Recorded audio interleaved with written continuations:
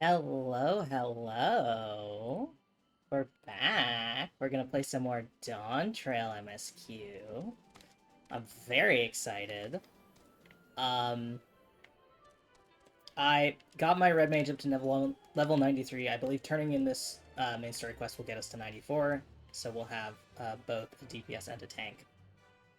Because I am scared of tanking in trials, and I'm pretty sure that the big bird we're about to fight is a trial. Good, you're back. There is much I would explain, but by the time I arrived to investigate a sudden surge in ether, there were already fallen giants everywhere. Right now, everyone is preoccupied with treating the wounded. Pray catch your breath, and then lend a hand where you can. Alright. Let's get some iris purple dye. That's a dye I'll use. There we go. Yep, and we're 94. Got enhanced swift cast. Oh, that's the reduced cooldown, right? An enchanted blade mastery. Okay, hold on. I actually want to see what these are. Enhanced swift cast recast to 40 seconds, and then enchanted blade mastery increases a bunch of potencies. Okay, that's fine. That just makes me stronger. If you're ready, there are many injured here who need aid. Should you find anyone passed out from their wounds, I ask that you alert me to them. Otherwise, I shall be tending to whomever requires the most urgent healing. We can gather here once we've seen to these people's hurts. Yeah, let me drop a Vercure on some folks. Hello, you're everywhere. You, the third promise's protector. Everything was bathed in bright red. The searing heat enveloped my entire body. I couldn't move. Okay, you're standing, which is good. Move you to the back of the triage line.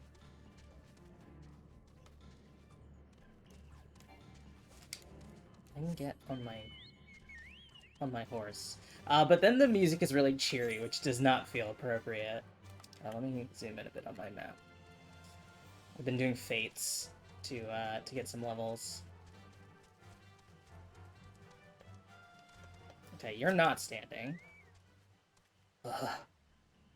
My wounds are nothing serious, but this dryness in my throat. It's as if all the moisture's left my body. Okay, we need to get you some IV fluids.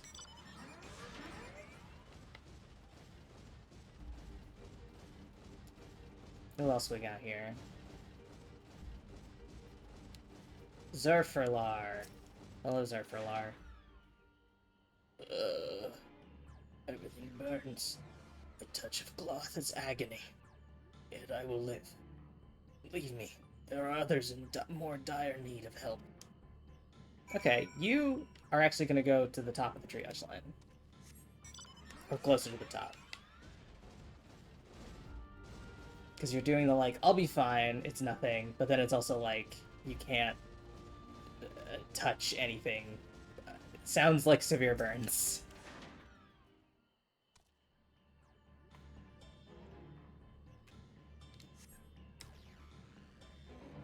Have a drink of my pip. I've done all I can for now. The injured you found were awake and alert then. Yeah, that's true. They weren't unconscious. That as well.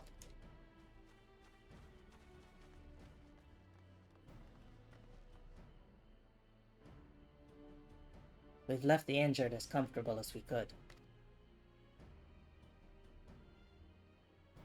Many were suffering from burns to a greater or lesser degree. Did a fire sweep through the village?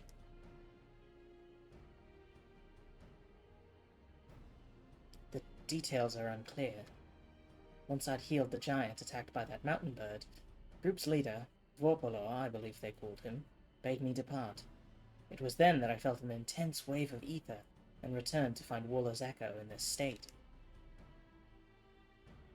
I rushed over to the first giant I saw. Though delirious with pain, he repeated the same warning. Balagamanda had broken free. Thus did I contact you with all haste.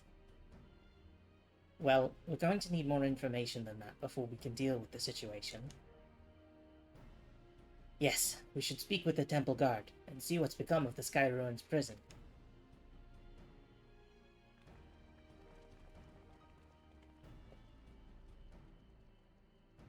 Man, I'm so glad that the Final Fantasy creators I follow on like YouTube and stuff have had like spoilered thumbnails.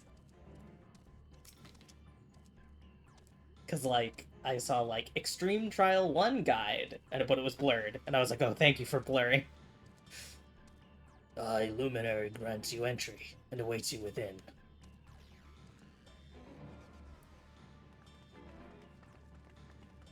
Alright, tall man. What happened?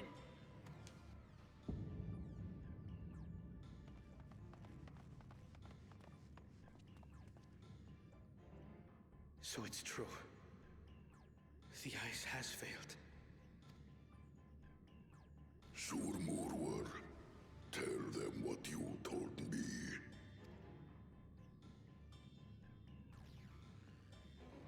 A short while ago, a claimant paid us a visit.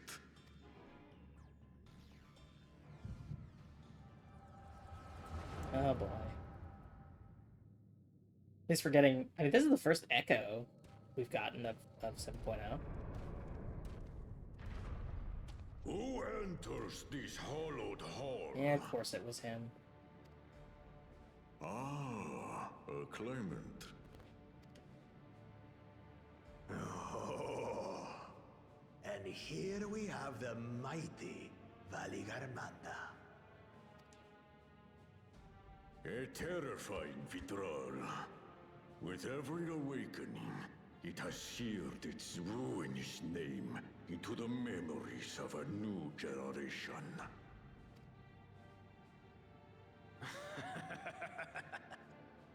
What a good little terror.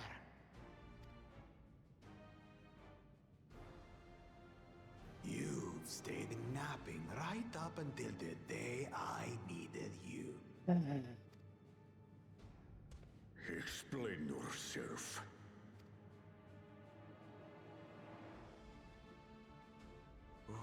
It is as they say. Kulul Jaja caused its magic to run rampant, trapping it in a frozen prison of its own creation. Clever. Clever. To unmake it, it would be quite tricky. 2 spells must be cast at the exact same moment. A conflagration intense enough to melt the ice, and awakening flame to rekindle the slumbering Vitral's soul. Why would you do this, though? Like, how does this serve you in any way? The only ones capable of such harmonious execution would be the heads of reason and resolve. And the blessed siblings, Bakul Jaja.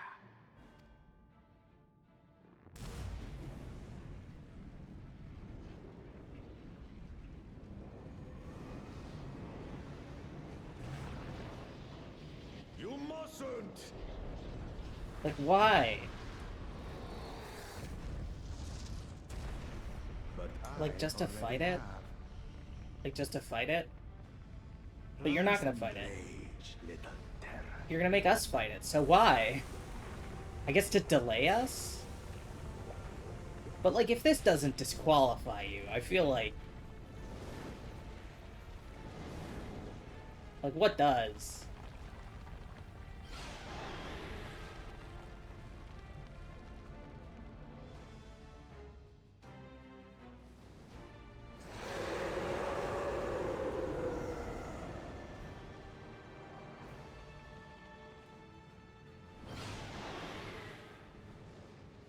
Like, come on, man.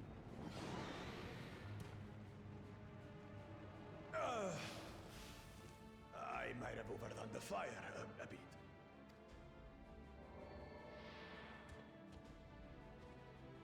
Utter madness. Why have you done this? For the throne, of course. You unleash calamity for your own gain?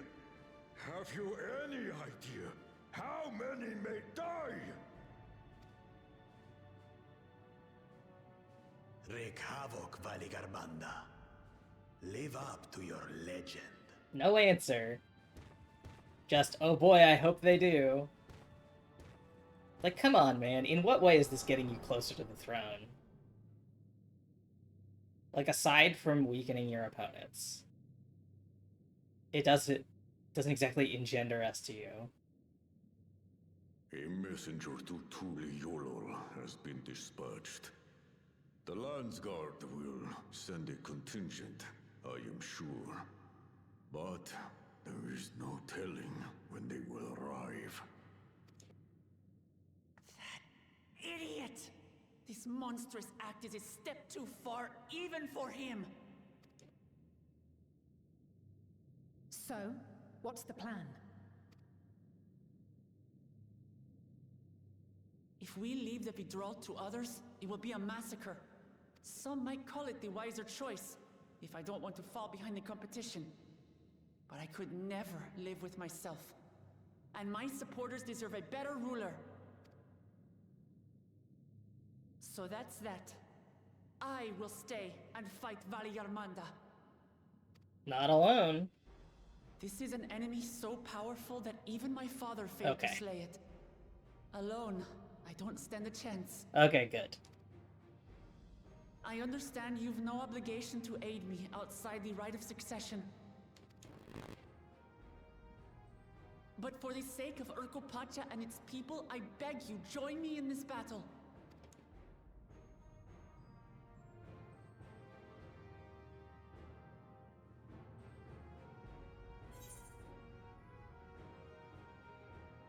This is the kind of challenge I live for.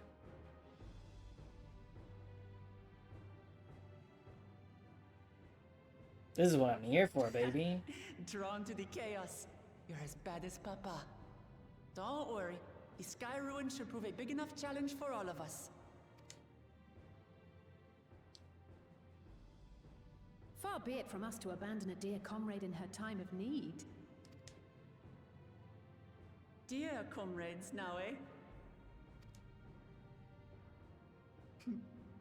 I have to say, it does have a comforting ring to it. Yeah. We're friends. Knowing someone has your back makes it easier to do what you have to do.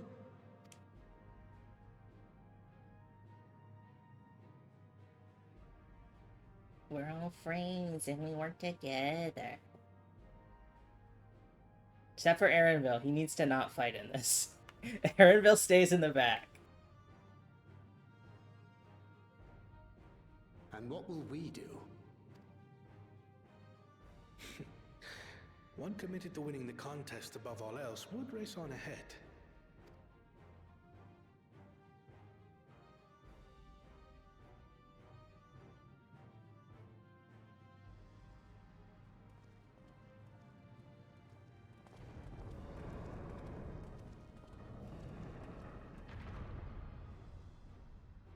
If you resolve to slay Valigarmanda, we'll need to find out where the beast went. That's what we have you for, old friend.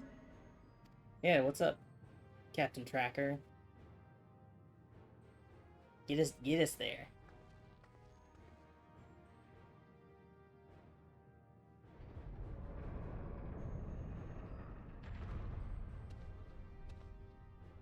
Inform the Pelu of the danger. They may need to flee to lower ground.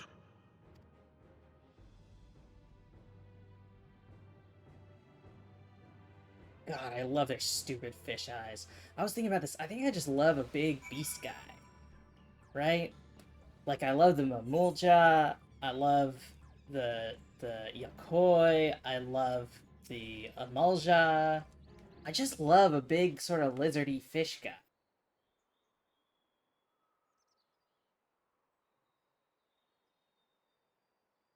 So, Erenville, any ideas on how we can track Valigarmanda? The tried and true method of comparing sightings with other signs of passage is the most reliable, but also the most time-consuming. There is a second option, not as reliable as the first, but if we're lucky, it would let us ascertain the Sky Ruin's whereabouts far more quickly. though a Dural Vidral of extraordinary nature, Valagamanda is still a creature of this world. Like you and me, it is thus sustained by corporeal energy, and possesses a unique ethereal balance, which means this device should come in handy.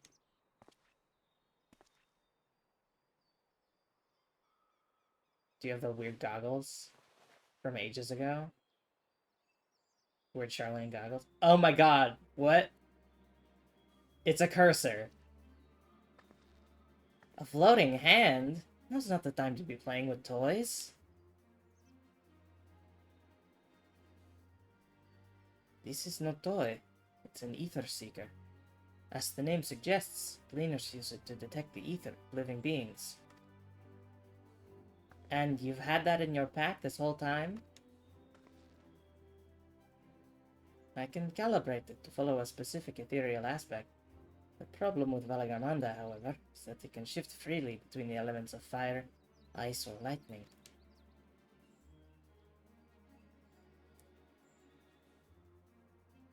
Well, we know that in order to awaken Valagamanda from its icy imprisonment, Akul Jaja cast spells which quickened its fire aspected ether, and the residents here were uniformly afflicted by burns. Therefore, the logical conclusion is that, upon breaking free, Valagamanda unleashed a great fiery blast. Then the choice is plain. Fire. The Seeker, however, is not without its faults. As we were not able to input our quarry's unique etheric signature in advance, the device will respond to any living source of fire-aspected ether. So, we have the reliable, yet slow method of information gathering versus the potentially swift but easily misled cleaner tool. I say, why not pursue both methods at the same time? Good idea. We'll have the first to fall back on if the second fails. Hell yeah. You'll travel with me then, Nona, in case the Seeker leads me to some other fiery fiend. Sounds good.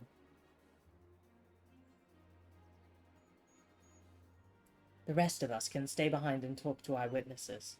The more Sky Ruin sightings we can compare, the more accurate our information will be. If no one has any objections, I shall remain here in the village and tend to the Yokoi.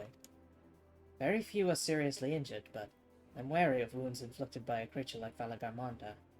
I should like to be close at hand should their condition suddenly worsen. Right. It sounds like we all have work to do.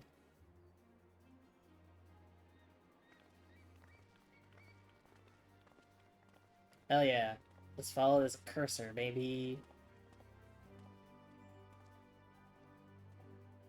Love me a good cursor. We should be on our way as well.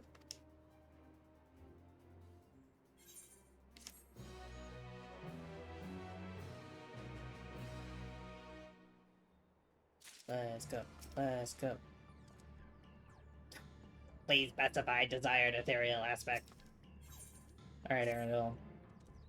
We'll head to the outskirts of the village first, then set the secret to detect fire-aspected ether. I am going to slam one of my little fat choco-chocos. Send my XP boost a little bit. Which you can get by watching Final Fantasy XIV streams on Twitch. You can get some item codes for those meals, the buttery mog biscuits, etherite tickets, and then a chucker pucker mount, which I think was a Butterfinger event mount ages ago. Right, the Seeker is ready to go. Warlord's Echo is still suffused with Skyruin's residual ether, so I've excluded it from the search area to prevent it from swamping the sensors. Let's begin tracking, shall we? Okay, Arenville will accompany, follow the Ether Seeker, don't lose behind. Affirmative, tracking nearest source of fire-aspected ether. Alright. Let's go, little ether buddy. Little pointy finger. I think that's really funny that they used just the wind-up cursor minion model, they were like, oh yeah, this is just an in-universe tool. It's not just like a weird toy that somebody made. Source of fire aspected ether located. Tracking disengaged. That's just a fire sprite. Not quite the legendary creature we were after.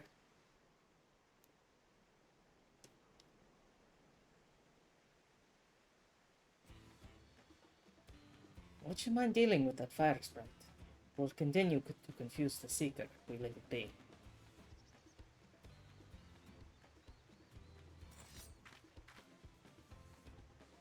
Do I have to do the fight? Or will it just kill it for me? It's a fire sprite.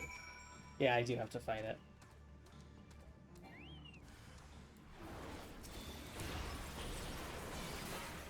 But like, it's not a dire threat.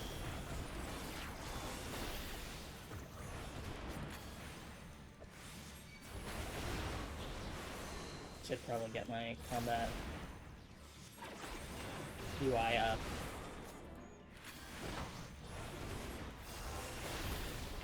Especially if I just forget where I'm going.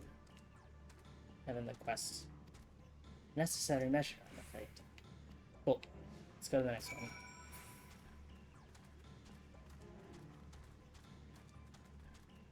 In case I forget my quest and I need to see my text. My duty text.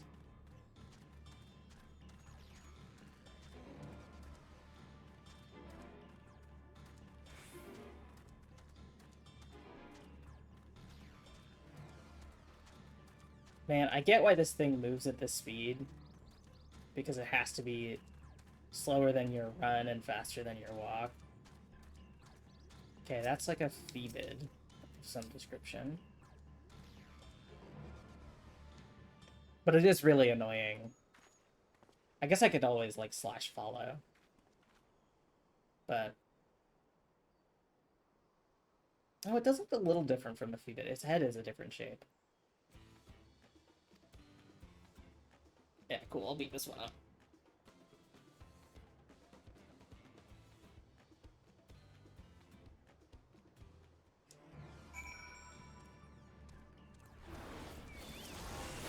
Oh, it is a Phoebid. Okay. A molten Phoebid. I am honestly surprised that I remembered what these things are called. I guess I've been doing, Amarang fates. And there's one called Prey Destroy the Waking Sands, where you fight a bunch of Phoebids, so...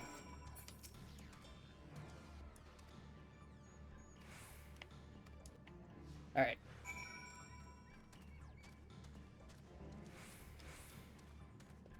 Third time's the charm. Yeah, I can't even follow it.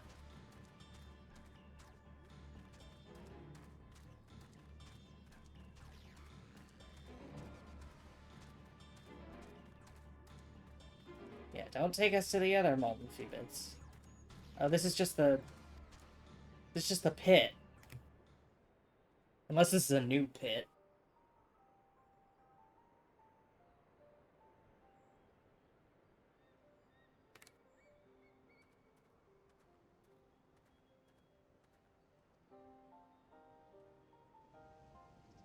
Ah, another remnant of Valagamanda's last rampage.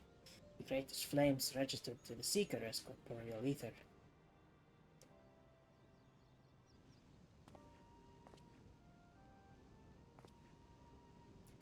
In the words of the Tulhiolo saga, when Valagarmanda rages out of control, its fire burns forever, its ice does not thaw, but its lightning crackles without cease. Thus was the Dawn Serpent able to turn the Sky Ruin's perpetual magic against itself, trapping it within an unmelting prison of ice. This is no mundane fire, but some kind of everlasting sorcery. Once again, it is a strange feeling to see fanciful poetry proven true. The important thing is that the fire was classified as living ether. We can feed a sample into the Seeker and greatly improve its accuracy. One moment.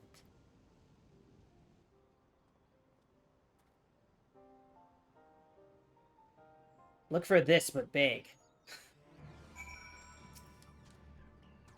There. Now the Seeker should ignore any etheric signature but Valigarmanda's. If I realized this was possible from the start, then you needn't have fought those creatures at all. My apologies. It seems I have much to learn from this journey, as a cleaner and as a guide. Alright, let's get back to tracking. This time, the Seeker should be attracted solely to Valigarmanda's ether. Resume tracking based on the latest sample. Resuming tracking. Accelerated pursuit mode. Okay, cool. Now we can just meet him somewhere. Okay, yeah. There's no faster port.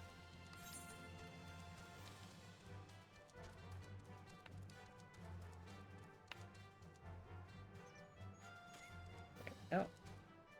Get a little bit of our health back before I go blitzing off into a field of enemies.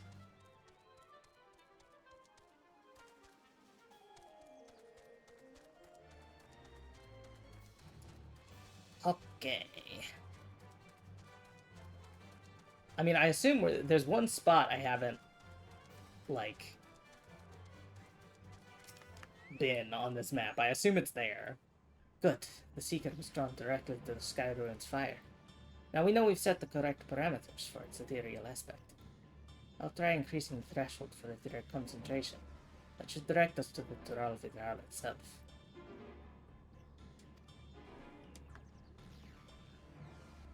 Resume your tracking. Yeah, what do you know? It's the one place I haven't been.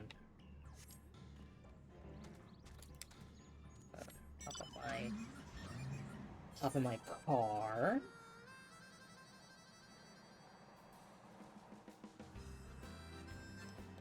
God, I just desperately want Deja Vu to play when I drive this car.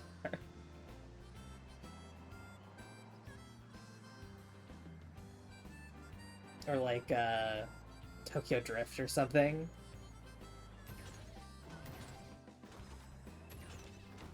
Someday the Square Enix will swallow whatever company owns the rights to those songs.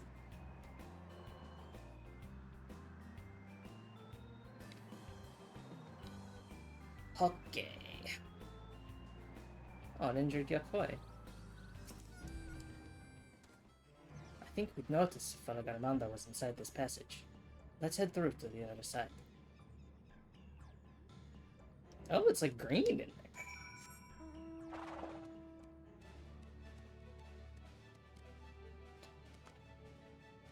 It's like really pretty.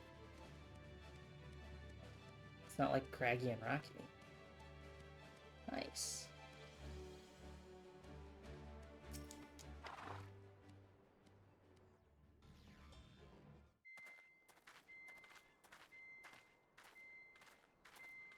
The trail ends here, it seems. Could Valigarmanda have shifted its elemental aspect? It does have 3 to choose from, after all. In any case, I'm almost certain the Vidral was headed in the direction of Warkor Lardor. We should let the others know we have a likely location.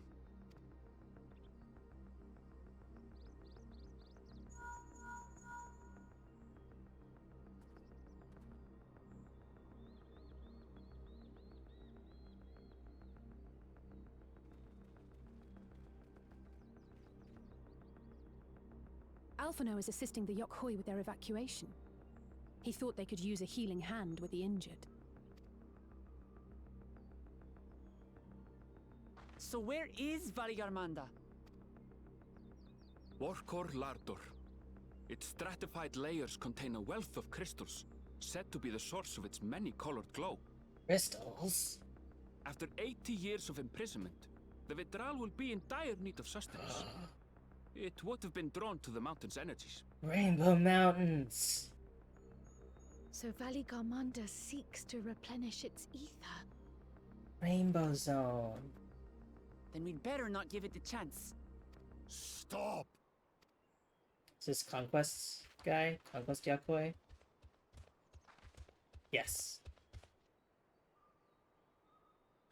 That mountain is sacred ground.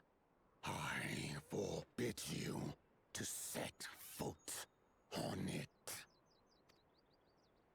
Sorry, It is not our intention to trespass. But you must understand, that's where Valigarmanda has gone. If we don't slay it now, it will slaughter countless innocents. Just like in the old days, I beg you, permit us to enter. Out of the question. Your band is incapable of defeating Valigarmanda. Either you seek to defile Warcore Lara Door, or you are fools. If you doubt their chances, how would you feel were we to join them? Yeah, here they are. I knew they weren't bouncing.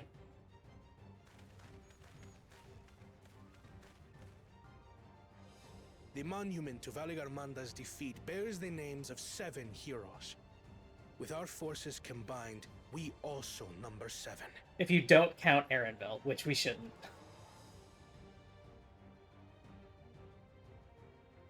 Seven weaklings are no less doomed than 4. You want to help us? Oh, hey, Sorelja. And Sorelja, you've come to help as well. Against my sound advice. While the rest of you were tussling with this sky ruin, we might have secured an insurmountable lead. A minor delay. It will not change the contest's outcome. I would take the measure of his Tural Vidral my father was unable to kill. With both my brothers here, this battle is all but won. I don't know if I'd say that. Your celebration is premature. I never said I would let you pass.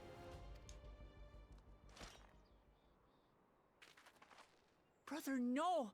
We do not bear arms against our own people! What an odd thing to say. As I recall, the inhabitants of Chir Wagur Sultan do not consider themselves members of the Tuliyolal nation. I'd hardly call them our own people. What does that matter? Members or not, everyone in Tural is part of our dream for peace. I mean, not Sorelja's. He doesn't have a dream for If peace. you would hurt them, then you'll have to go through me.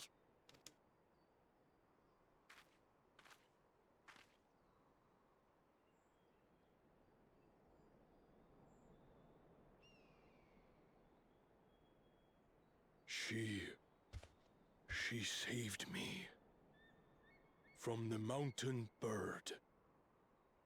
Now, then, the same eyes. Eyes of stone. Words of stone.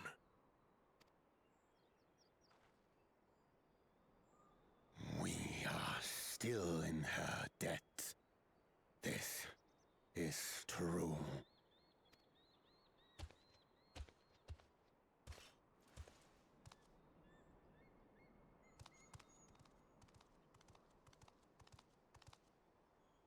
Consider the debt repaid. But do not misunderstand. We do not submit to Tuliolan rule. Here.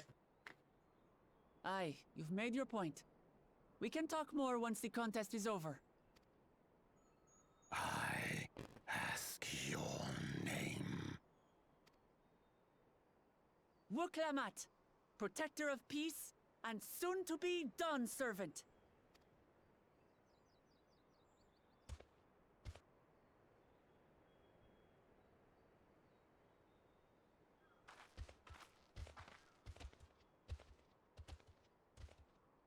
Even people with wildly different ideals can find understanding through earnest discussion.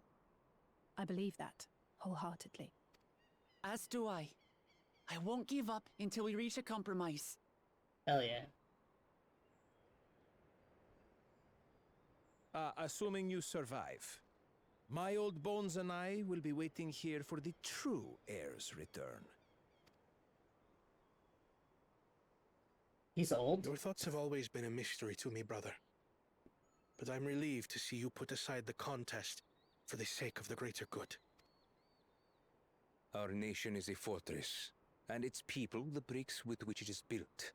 The more that are lost or broken, the weaker Tuli Yolal becomes. Even the crudest rock has value as a stepping stone. Yeah, man, I was with you there for a second. Come on, you two. Forget about the right of succession for now, and help me fight this overgrown snake bird.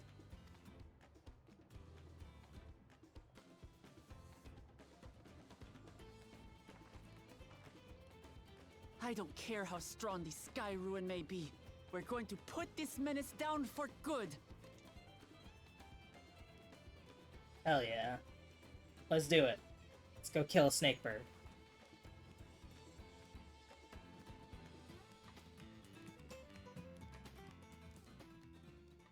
It got funky a little bit there at the end. Oh shit. During this quest and when using the duty support system, you have the opportunity to undertake this trial. Okay. That's the normal duty support thing, right? And this is a trial? Yes. Oh, hold on. I gotta uncheck duty roulette.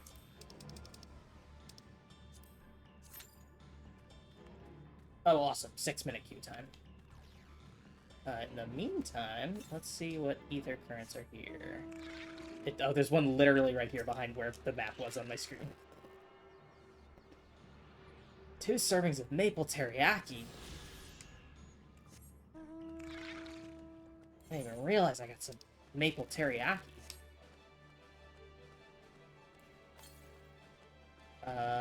Oh, shit, that's all the currents. Well, let's see if we can uncover this first for this next bit of the map. Or if that is off limits to us. Can we swim there? We can swim there. Okay, cool. There we go. That's all of what Gabacha discovered. So presumably after this trial, we'll get the last couple ether current quests.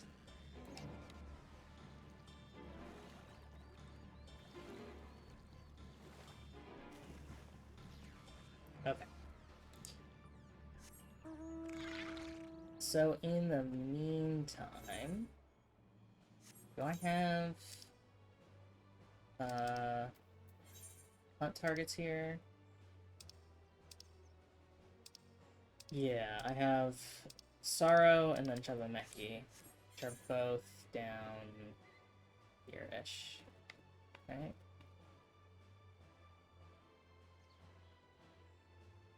Yeah, Chabumeki's over here, and then Sorrow is... That's Solace. Oh, Sorrow's close to where I am, so we'll do that first. Kill some flint. Work on this while we're queuing up. It says 6 minutes, but also, like... Who's to say that that's even accurate?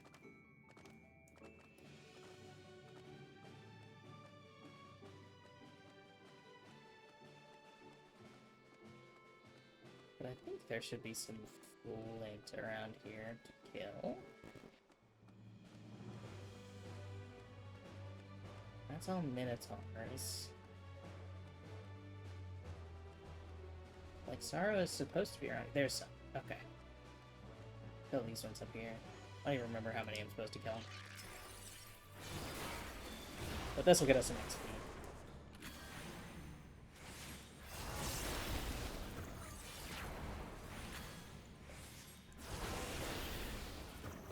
But yeah, I get scared by tanking in trials. I only know how to tank in dungeons.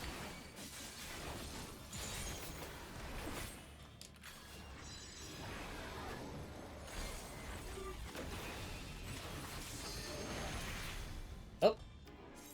I mean, there we go. And we just got those flint, killed. So that works out perfect.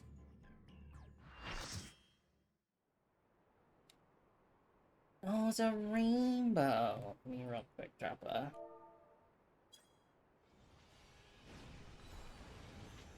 little salute to my party members. Raul Vidral. Valigarmanda. I mean, yeah, that's all the elements.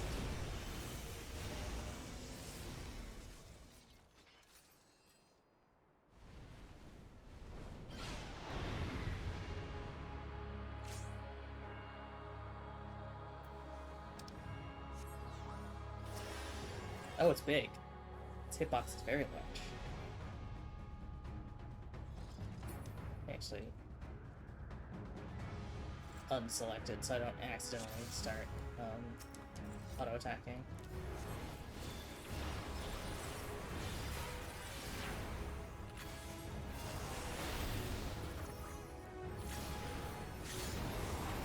Astucious Wind. That sounds like a KB. Okay, that's a circle. Okay, it kind of goes in a circle, so it makes sense that the circle is go in. Yeah, there's a strength. Okay. That's an in.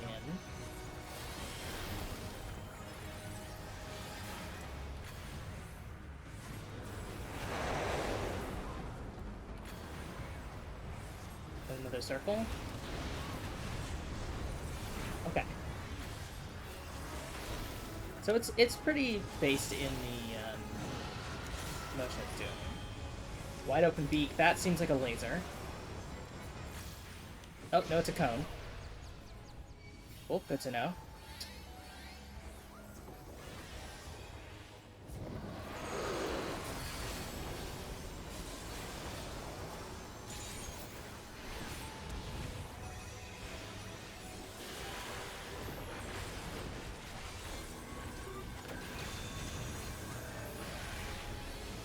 Just following everybody else. Like a brick. With a veil over your surroundings. Oh, it's snowy now. Oh god. I have no idea what I'm doing. Rolling avalanche approaches from the southeast. So we go to the northeast? Yes. Okay.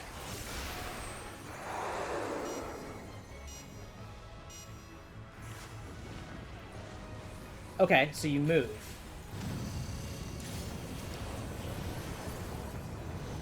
From the southeast. Okay, the arrows show where it's gonna be.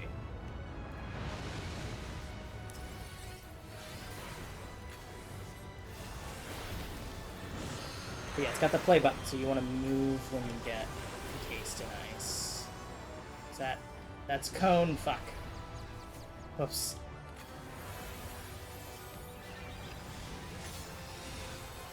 In circles of ice.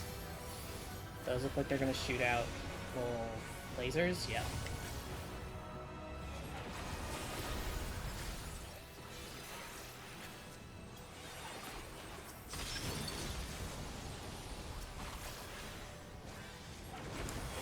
Okay. Let's get another damage burst on here.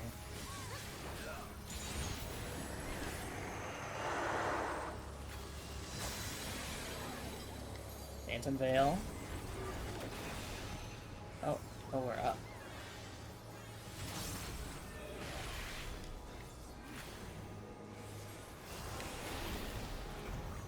You want to be up for this? Yes.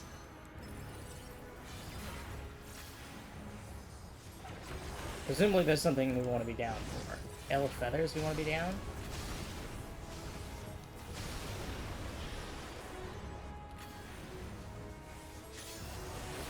Bolts of Lightning, we want to be Looks like we want to be down. Or just not by the feathers.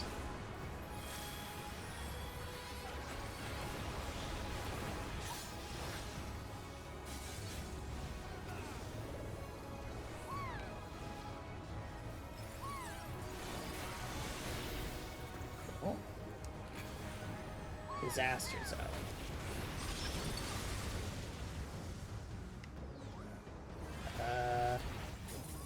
Oh god. Okay, these are towers. Oh, that's a knockback. Well, I was so confused by the towers, I was not paying attention.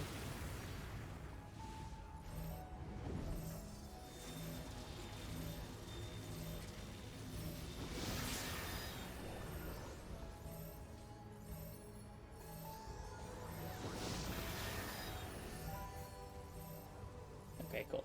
I think somebody's gonna get me up shortly. Yes. Okay.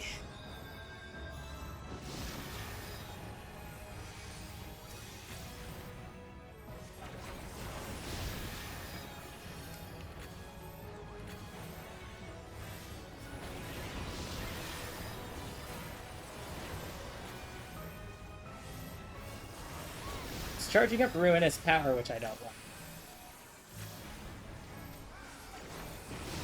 That's probably a percentage damage.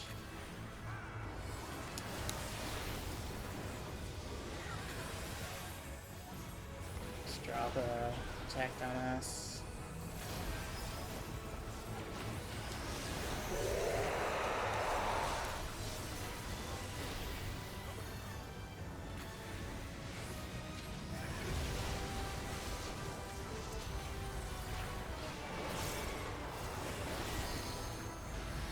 Okay, that's terrifying. Perpetual flames are consuming my flesh. I don't like that. I'm not a huge fan of perpetual flames consuming my flesh.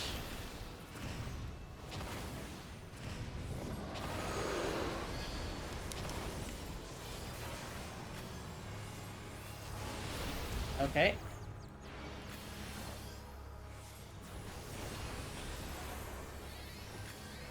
A little bit of healing in. Do another damage burst.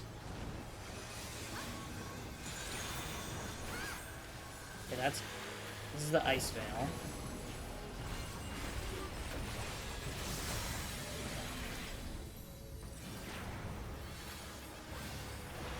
We gotta watch out for avalanches.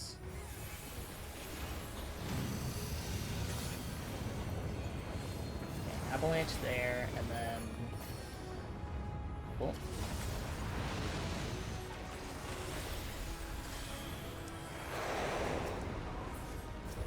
Okay, that's circled.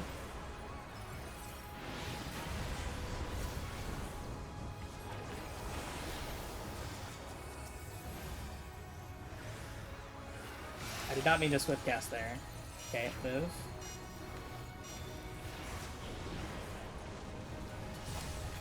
And... Wait, what? Oh, did I stop moving too early? And then this is the bearing down. That's the... In? Okay.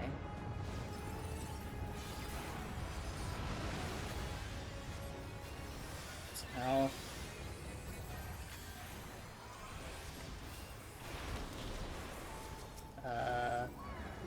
Get.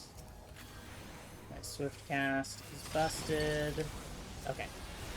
Folks got raised.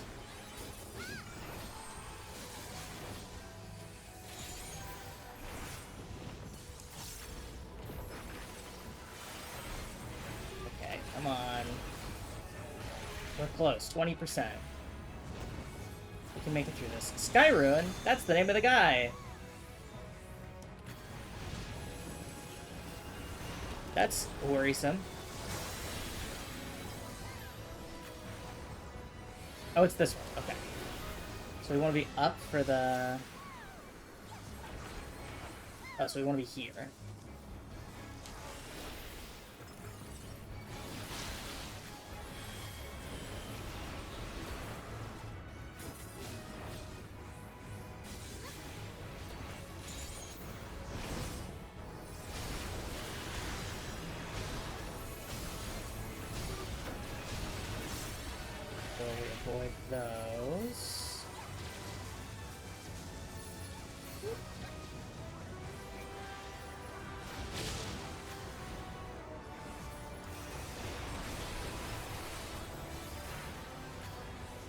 I don't want to be so in right now. But we kind of have to be. We don't want to be up. And now that's a circle. That's a circle, baby.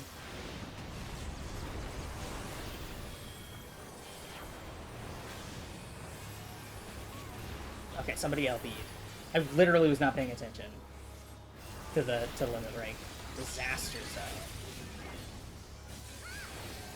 Let's just bring us back to our... Those are towers. That's... maybe...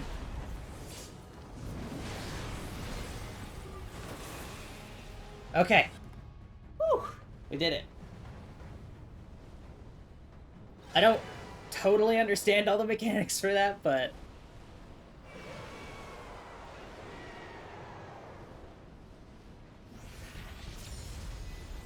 we killed it, so that's fun.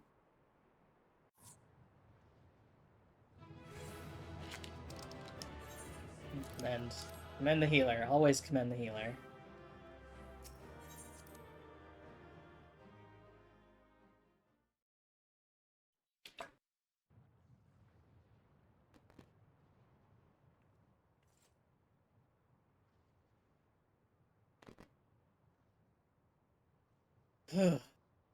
We did it. We slew Valigarmanda. Damn right. A feat that even the great Gulul Chacha couldn't manage.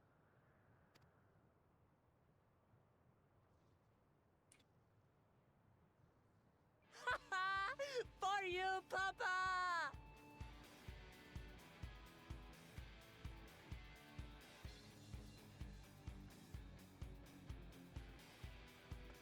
So hopefully, probably, Wuklamot, Kona, and Zorilja will get There's no denying it was an impressive the achievement, ice but cube. I wouldn't be so quick to claim we've outdone Father.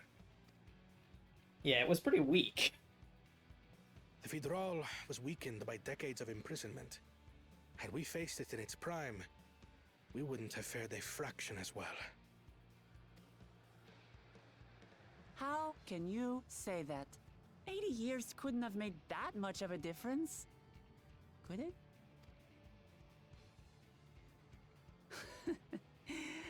Oh, who am I kidding? Papa's still the best. Hey, Wuklamot, are you on fire? Is your shoulder on fire? No. Okay. Sure, you'll surpass him one day.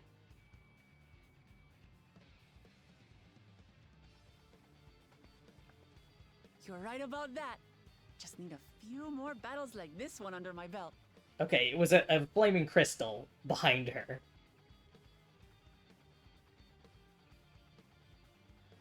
The Sky Ruin lies dead, and still, I've yet to prove myself the miracle.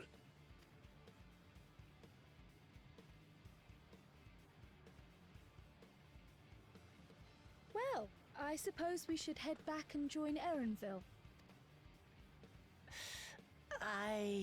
We did leave him with only Sarelja for company. Oh god, what an awful fate.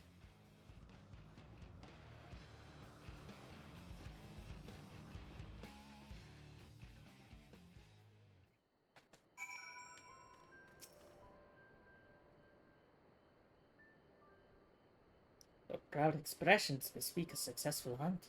Not that I'm surprised in the least. Saralja came back earlier, left almost immediately with Sarilja in tow. He seemed disinclined to share in any victory celebrations. That's nothing unusual for Saralja. No, it's Bakul Jaja that concerns me. He's probably far ahead by now, making the most of the mayhem he caused.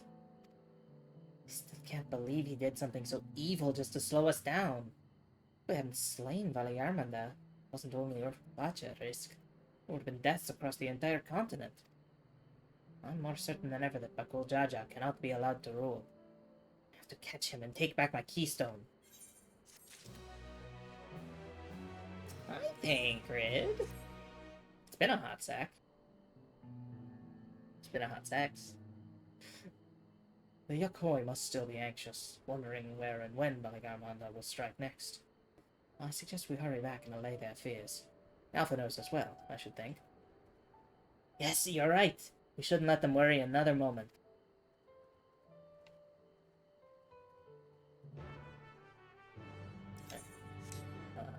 Let's get our story mode back on. Let's go back to Warlord's Echo, because that's where we're going, right? That's where everybody is? Yes. Cool. Somebody... I just realized somebody we partied up with for the trial was named Moose Machine. I love the names in this game. The NPCs have great names, the players have great names. Before we do anything else, we should talk to Gerfurler. Gerfurler? I don't remember how it's supposed to go. I think it's Gerfurler. To the temple, then. That won't be necessary. Heroes of the hour.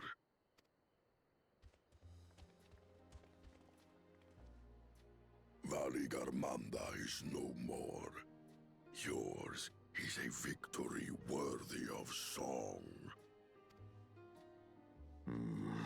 We had plans for a second feat to be conducted here in town.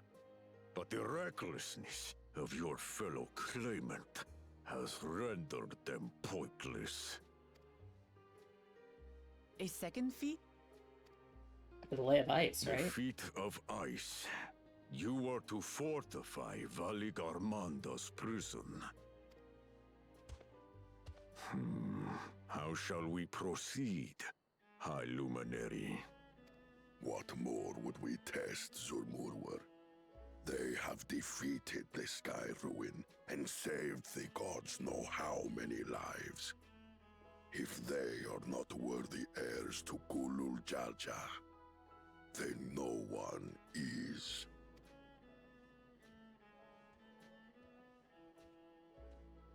Okay, I have a theory. Because they said there was a great power in the Golden City. I bet you Bakul Jaja is going to get there first. Now that our last claimant has arrived, we can proceed with the formalities. For the skill and bravery the three of you have shown, I award you each a second keystone. Bakul Jaja is going to get to the Golden City first. He's going to go in, he's going to get the massive power or whatever that you're supposed to get. And then he's going to be the final boss, because he's going to be crazed with power. More so than he is currently. That's my theory. But that's just a theory. A game theory. What flavor is this one? This one is also green apple? Maybe the first one we got was lime, and this one's green apple. That makes 5. Only 2 left to collect. Plus the one we have to reclaim. Except that one of those 5 is in Bakul Jaja's thieving hands. He will answer for that. And for losing Valigarmanda. You have brought lasting tranquility to our home and earned the gratitude of every Yokui. May glory and prosperity continue to bless Tuliolol as we enter this new age.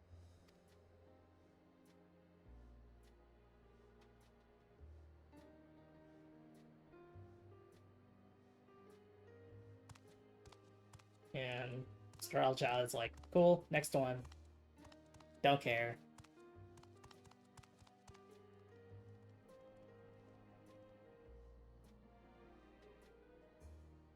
Was never much of a talker, our brother. If you're up for it, you should visit the capital. I'd like everyone to get to know you and your people better. Ha! I'll consider it. If it's one of you two who claims the throne. Oh, I just Then we realized. need only await a missive from Sunperch. I'll be sending out invitations. The reasons why their eyes look so funny and I love them is because so many of they're like because they're like undergrown, right? Because they don't grow as tall as the luminary anymore, or like very rarely. So they have like baby eyes, where their eyes are the same size that they would be when they grew big, but they haven't grown big enough for them. Because if you look at the luminary's eyes, his have like a normal sized iris compared to the opening of his eye, whereas the little guys have like giant like irises. Today is a right? day for unusual visitors. Like his eyes are like normal sized for what we would expect.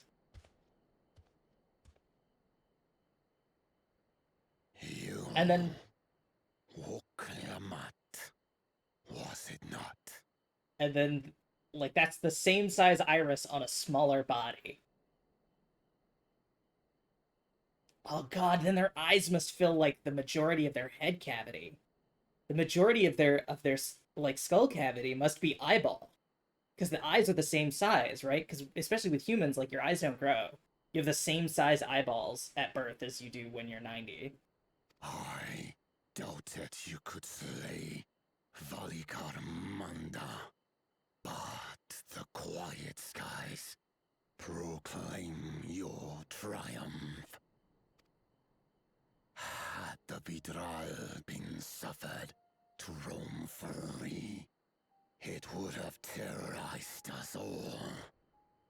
Once again, we find ourselves in your debt. You owe us nothing. We fought because we wanted to. His big feet. Yet a debt has been incurred. All the same, it will haunt me if I do not repay it. I wouldn't even know what to ask for. Perhaps he can tell us about the dreams of the Golden City. Oh, good idea! That was on my list of questions I wanted to ask. The Golden Dreams.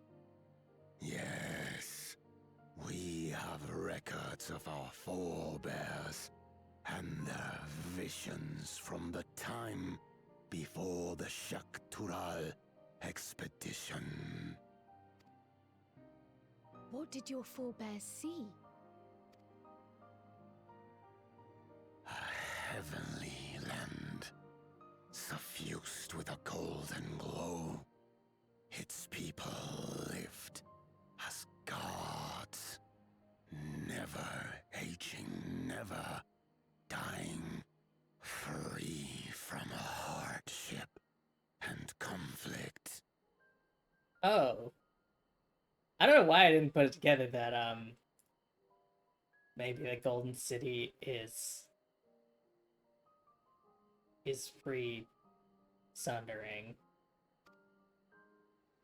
Every building was a palace, and in their midst reigned a silent goddess, a statue so tall even my kin would need lift their gaze to behold its visage.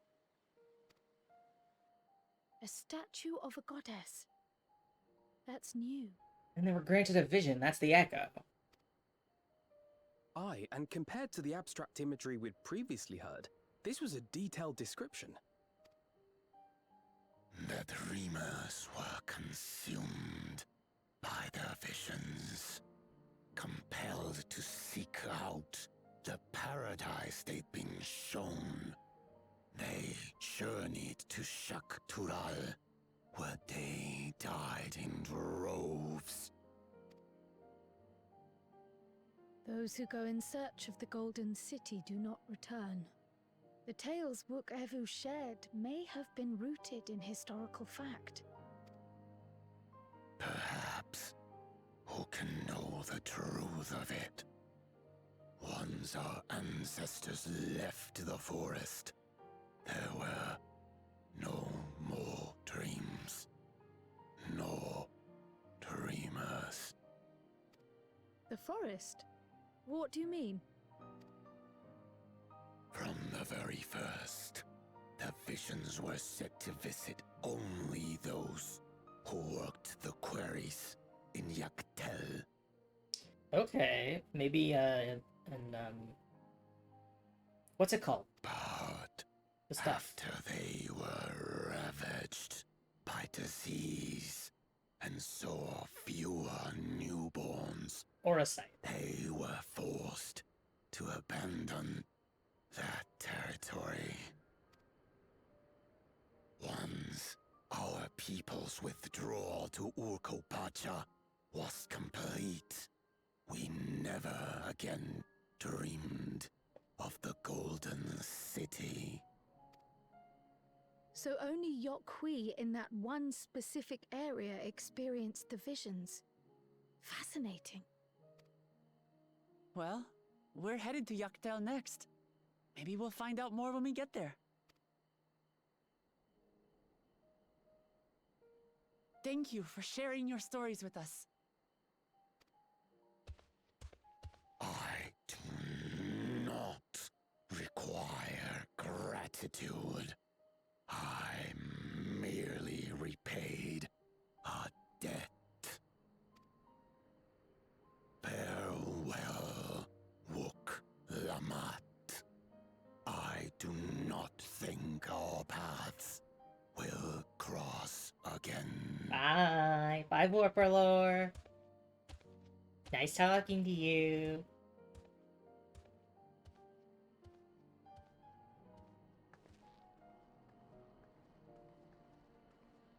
Warperlore is so big. I love how big he is. He's a big guy. I don't think Warperlore and his brethren will have sudden change of heart about Tuliyola. But that doesn't mean they'll never change at all. Today is proof of that. Yeah. Oh yeah, Ether Current. I think it's time we return to Tuliyola.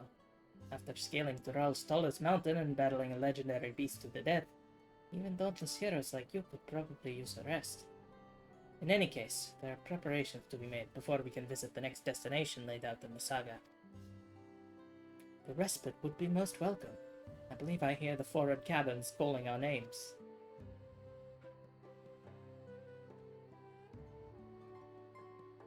Cool. Let's go take a breather. And I actually need to use the restroom, so we'll take a break as well. I will see you all shortly. Okay, we're back. Apologies for the longer break than usual. Some people like to talk a lot after you do something for them. Even when you need to go. Okay. Let's take a chill pill before we head to Yaktel. Rest well, everyone. Meet back here later on.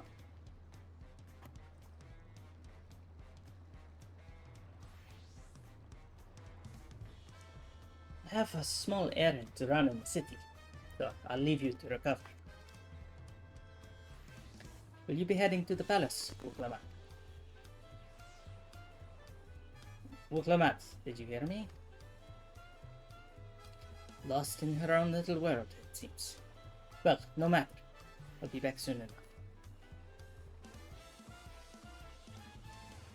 An attendant is standing by to unlock your cabin. Enjoy your stay.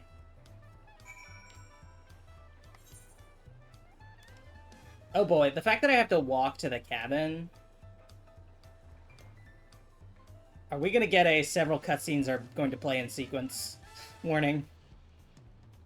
I'm supposed to be able to chill.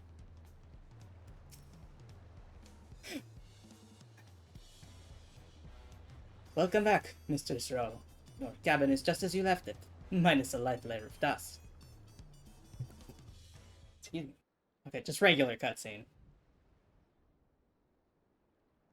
I'm always terrified if that several cutscenes will play in sequence.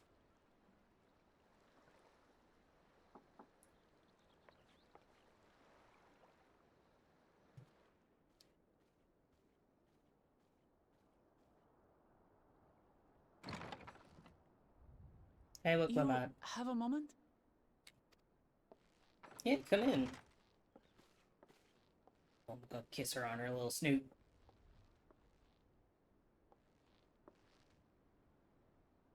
There's something I wanted to talk to you about.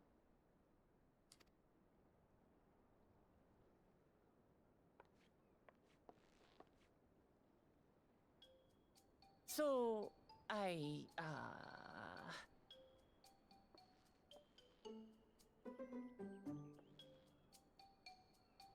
Yes.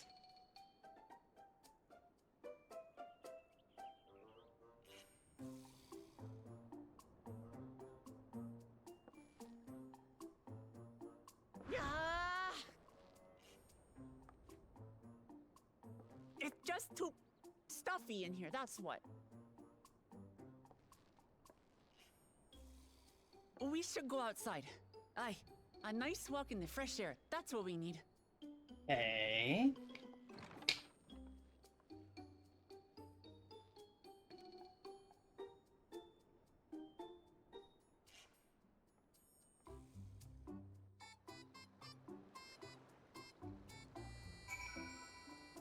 God, that fucking oboe is really doing work. Sorry to drag you away from your nice, comfortable cabin, but I could feel the walls closing in. Oh, I know. I'll take you to one of my favorite places in Tuliyola. That should help me get my thoughts in order. We'll go to the Resplendent Quarter and make our way up from there. Okay. We can do that. Oh, now there's anticipation.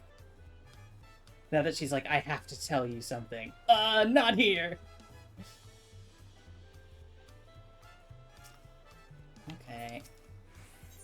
Let's go to the Resplendent Quarter. What do you got for me?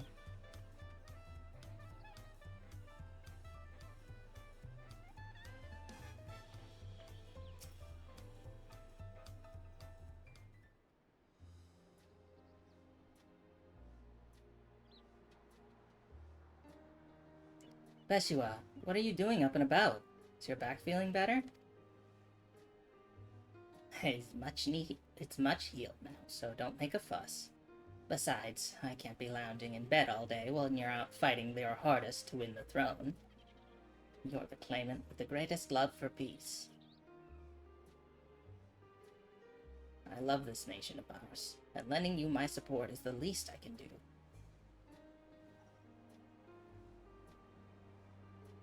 When I see you smile like that, how can I not be encouraged? Oh, there's plenty more who believe in your cause. I can recruit a whole battalion of smiling faces if you think it'll help. Yours alone is more than enough. Thank you, Peshua. And thank you, Third Promise. I shall pray for your success in the contest.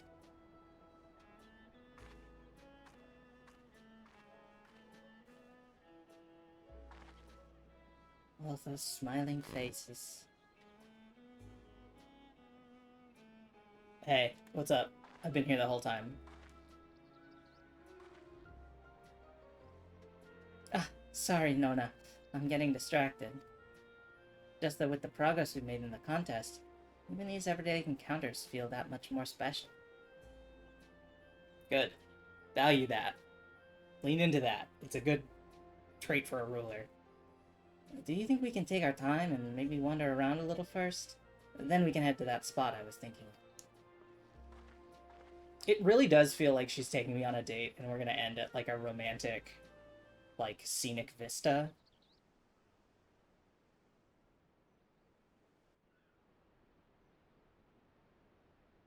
See? I told you about the scenic vista.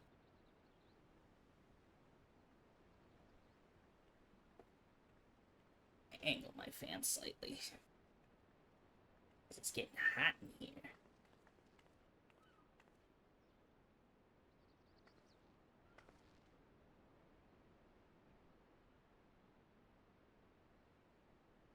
This is much better. I used to come here all the time when I was little. I'd look out over the whole city And whatever worries I had would seem so small.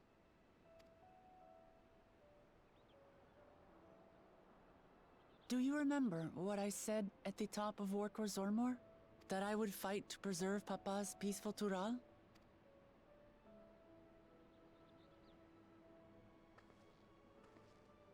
Well, I've been thinking a lot since then. About what peace really means. If it's just the absence of war. Go on. And it brought to mind all the best parts of our journey so far.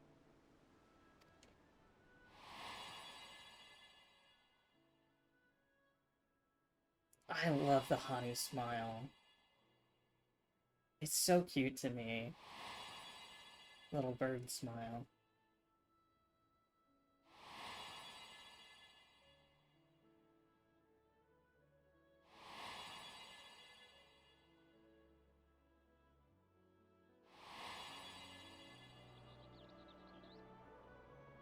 I realized nothing gives me greater joy than the happiness of others. Life has its ups and downs, but the company of family and friends and the music of their laughter is what makes it worth living. And as silly as it might sound, I've come to believe that those smiling faces are the best measure of peace.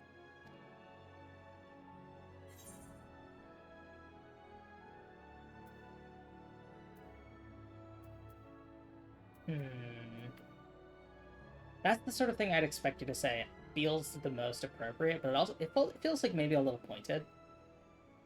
Which I don't like. I mean this in the most genuine thing. Like that's what I love about Wuklava, right?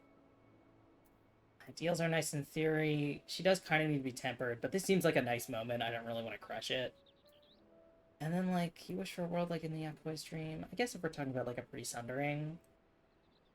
Right, but then that's also like no one ever dies, which is not a thing. That's the sort of thing I'd expect you to say. I think that's very characteristic of you. Really? I feel proud somehow. Yeah, okay, I was just reading into it a little much with it being, like, pointed. It's an answer I arrived at by trying to be true to myself. That you think I succeeded, it means a lot. So, this is my plan.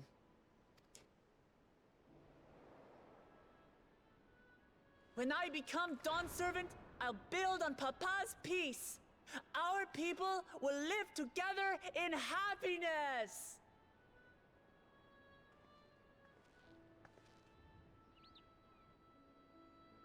It's just like Kryl said. By taking the time to hear their concerns, understand their feelings, and consider how best to serve, with each passing day, I'll be that much closer to becoming the leader I want to be. Hell yeah. It's hard for me to say how much I've changed since the contest began. But there's one thing I can say with confidence. I wouldn't have come this far without you as allies. If it wasn't for you all listening and feeling and thinking along with me, I would have never learned so much, and in so short a time. There are 2 keystones left. After everything that's happened, and imagining what could happen, are you still willing to walk this path with me? Damn straight.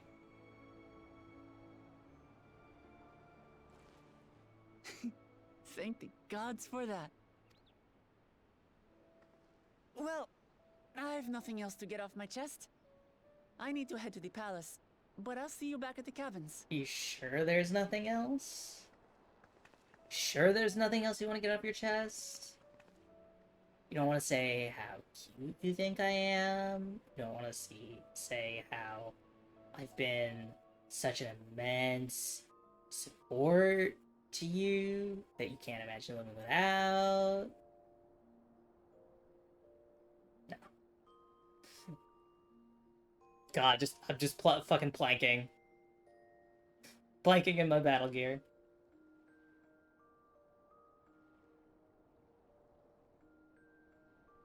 I take off the hat at least. God, sleeping with my glasses on too. That's ugh. That's rough.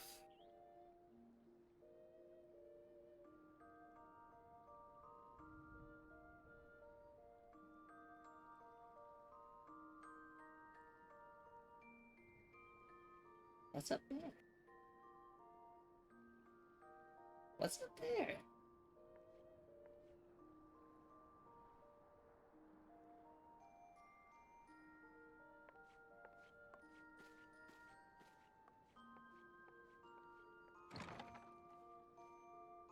Okay, I'm rested. I'm rejuvenated.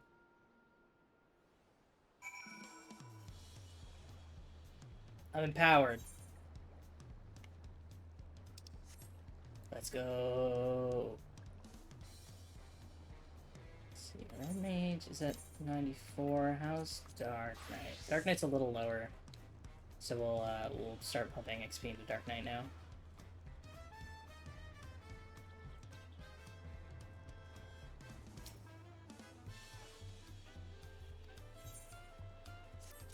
I don't know why I didn't read that. Okay, now we're at 94 quests, so we should be careful. We want to make sure we get probably... I'm assuming it's going to be a dungeon next, so probably Dark Knight's a 95. I'm sure the others will be along shortly. I do hope everyone has rested well.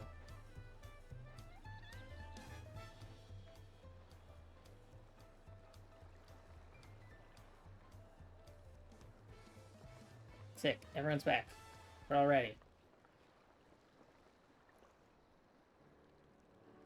Now that we've refreshed ourselves somewhat, let us consider all claimants as they currently stand. Zaralja and Kona have completed every feat thus far and hold 5 keystones apiece. Wuklamat would be equal with them, but for Bukul Jaja's thievery, which has left us one short. That conniving braggart didn't do so much as lift a finger for the feat of proof, and wreaked havoc for the feat of ice. He can't have more than 3 keystones at most. He may think he can simply steal what he needs to win, but he's sorely mistaken. I will be taking back what is mine. This I swear. I fear that reclaiming your keystone may not be enough. That is, if Bukul Jaja's unleashing of Valagarmanda is any indication. Using his lead, I anticipate that he will move to obtain the remaining keystones before disrupting his rival's attempts. We may all find ourselves being forced to take from one another. I can't say I'd be comfortable with that. But neither will I surrender my claim to the throne so easily. If it's for the sake of preserving the happiness of my people, I'll do what I must.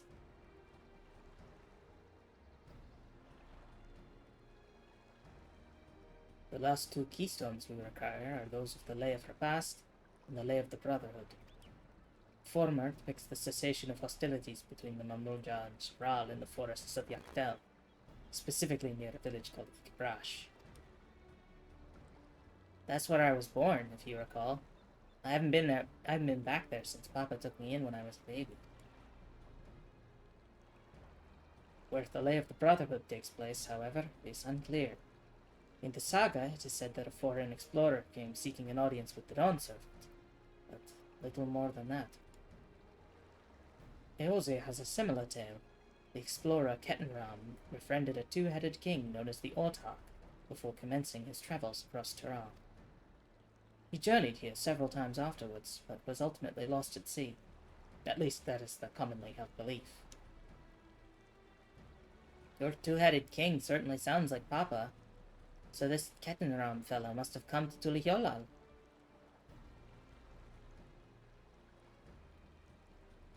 But if he indeed arrived some 80 years ago, the capital may not have been built yet, the vestiges of Yokoi architecture notwithstanding.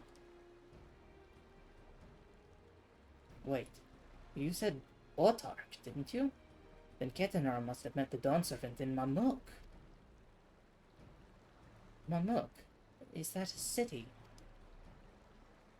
One of the grandest in Tural, once upon a time, and the seat of the Mamulja's homeland. It too lies in Yaktel, not far from Ikbrash. Then, all things considered, Yaktel seems the obvious choice for our next destination. From here, the safest method of travel is by dirigible. We should make for the landing once our preparations are complete. We're riding in one of Kona's balloons? They can't be any worse than ships, can they? Well, we'll see. We'll see how you deal with them, Wuklamot.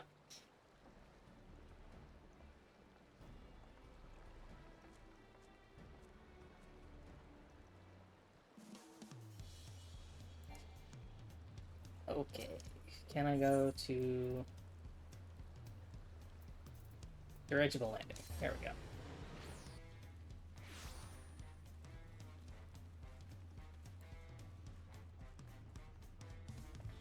Hello, dirigible attendant. Next flight to Yaktel will be leaving shortly. Passengers are asked to keep hands, legs, and luggage inside the dirigible at all times. Yeah, I could probably do that.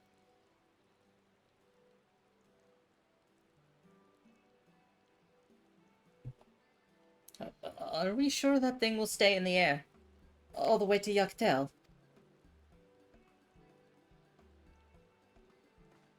Just breathe. Take a deep breath.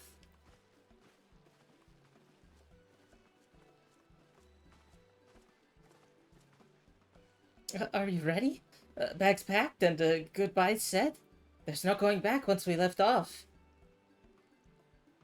Not that I'm nervous or anything. I'm just making sure that you're not nervous. Hey, remember what we said about how you don't have to hide your flaws? Oh, who am I kidding? My knees won't stop shaking. Hey, will you hold my hand? Just until I've settled my nerves.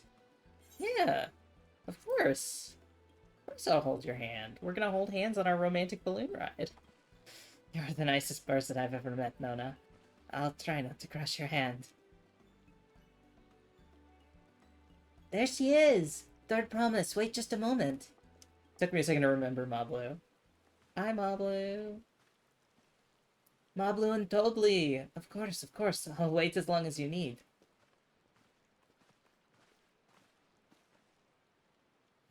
Sorry to delay you, but we were able to discover the origin of Kryle's earring. I was just wondering about the earring again. Is that so? You said before that it gained popularity in Yogg-Taral as a protective ward for travelers, correct? That's right. We tracked down the elderly merchant to whom first sales are attributed. According to him, the design imitates an accessory worn by a foreign mage he met at the market some 20 years ago. Little did he know that charming taste of salt would prove to be a commercial triumph. Foreign mage wearing this earring could only be grandfather. Did the merchant happen to mention which market? One in Yaktel, to where it seems you are already bound. What luck! Then I shall seek my next clue once we arrive. Is it mere coincidence that brought my grandfather there? Or yet another discovery to look forward to?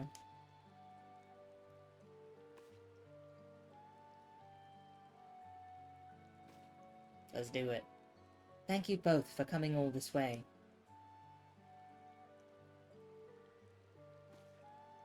Anything for the third promise. Good luck with the rest of the rite. Thanks. I won't let you down. Just gotta board this dirigible and I'm as good as there. Last call for passengers to Yaktel.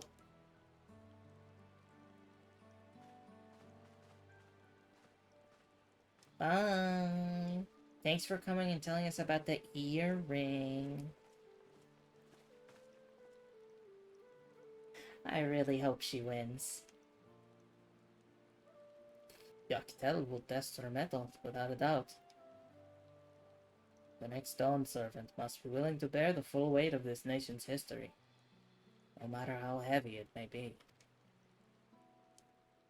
Oh, is there going to be a little bit of conquest? Are we talking about the like Warring States period, or? It's so pretty. The fierce Shepral hunters who laid claim to this land call it the Azure Forest, Yaktel. Battered by meteors in ancient times and colored mesmerizing shades of blue and green by nature, it is easy to understand why the place is so named.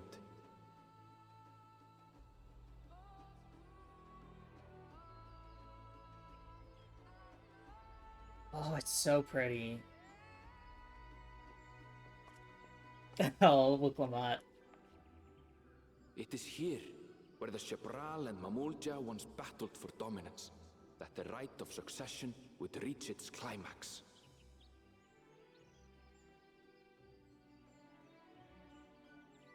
I can tell.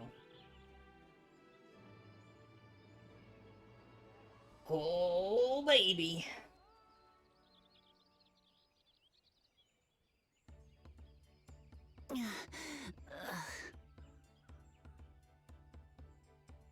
Are you all right? I've never been good with heights.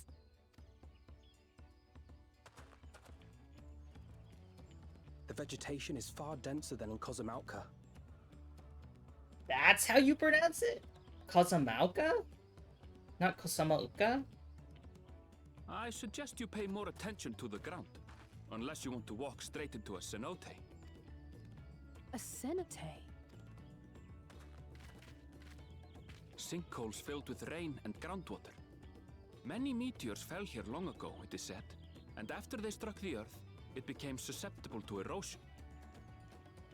Deep as some of the pits are, you'll not climb out in a hurry should you take a tumble.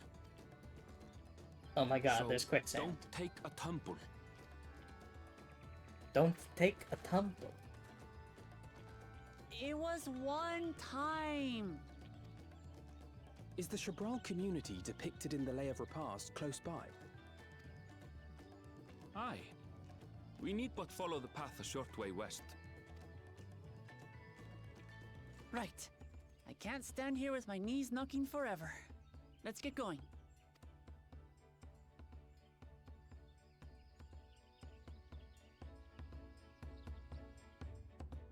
Hell yeah. Yaktel, Yaktel. With thicker vegetation comes reduced visibility. I advise you to keep someone in sight at all times. As they all fade out of existence. Okay, where is... Okay, good. There's an aetheryte not far. Got an ether current this way.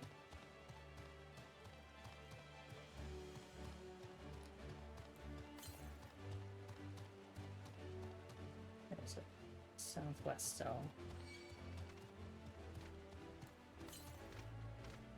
Now it's west. There it is. We get there, and then, oh my god. Visibility really is reduced. They weren't kidding. And then... take care of this. Tiatia.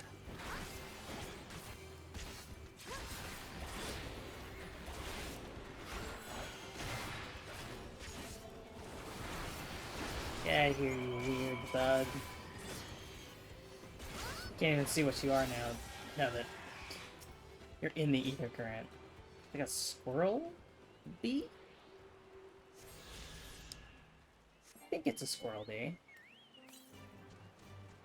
Okay, and then one to the north. Okay, so we'll get that another time. Where are you? Necrosis. That's like some sort of plant bee. Is everything here a bee?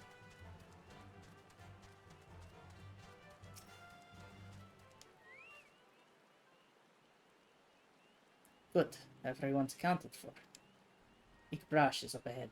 Let's be on our way.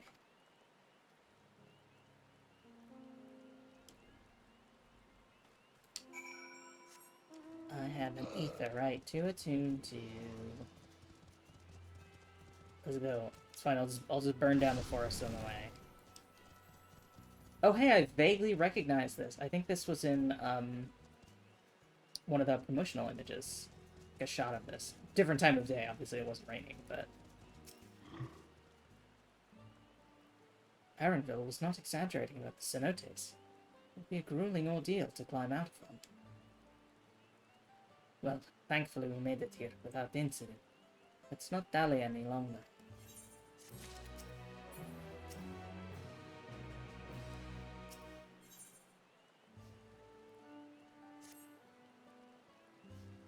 Ready to head on in? I have an alpaca to talk to as well. After this cutscene.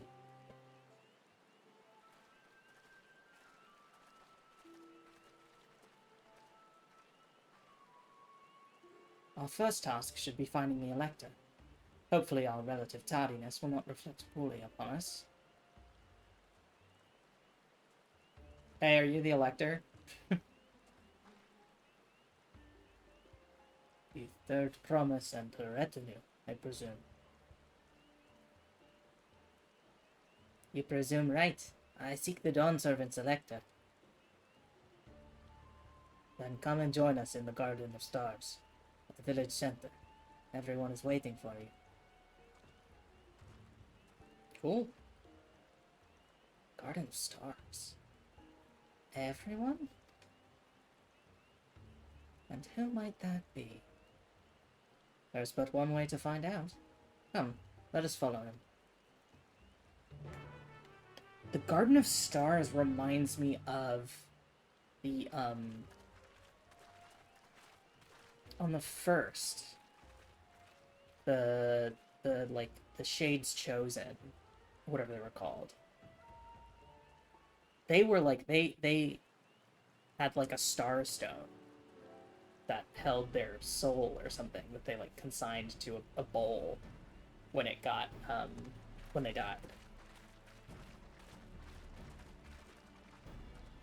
At last, we are graced by the presence of the third promise.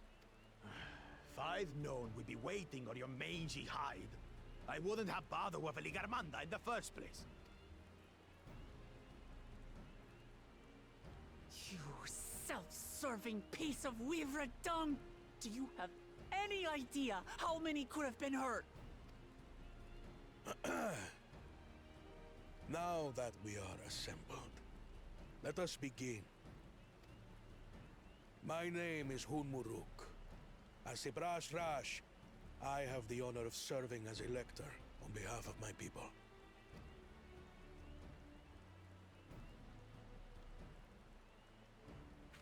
As all four claimants must be present for this feat, we have eagerly awaited your arrival. Third promise. If you would please join us.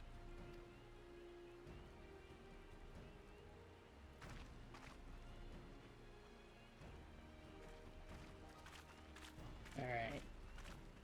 What is this feat that all four need to be present?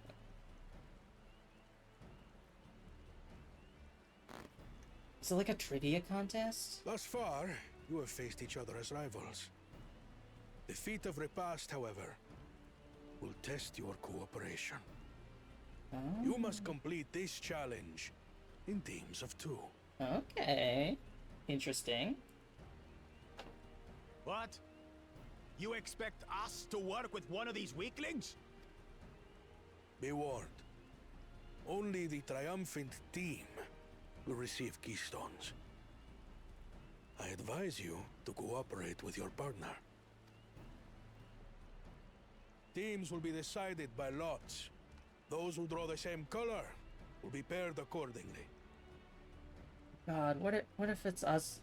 What if it's us and Bukul Jaja? Like, we could make do with Saralja. I would love Kona.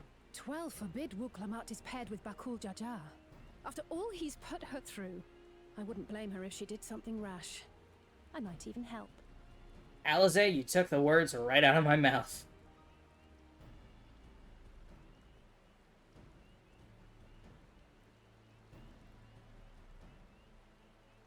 Claimants, please present your colors. I have red. Blue. On separate teams, then. And the rest? Red. Which Oh, means... we're with Kona, thank God. Together again, as fate would have it. Victory's as good as ours. With our claimants thus paired, so too is their opposition.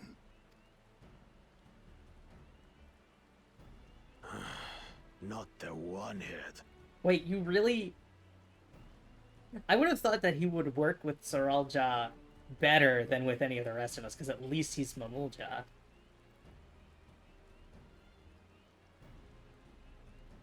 Maybe it's because he's Mamulja and he thinks For the trial that awaits you is as follows. too highly of himself, in Bakuljaja's opinion. Each team is to prepare a sample of traditional Shebrol cuisine. Shibruk Bibil. Cooking challenged? Cooking challenge? And now we must cook. Another ludicrous feat. So it might seem, but there's bound to be deeper meaning to it. Agreed. Given that the very future of our nation is at stake, all parts of this rite must have significance.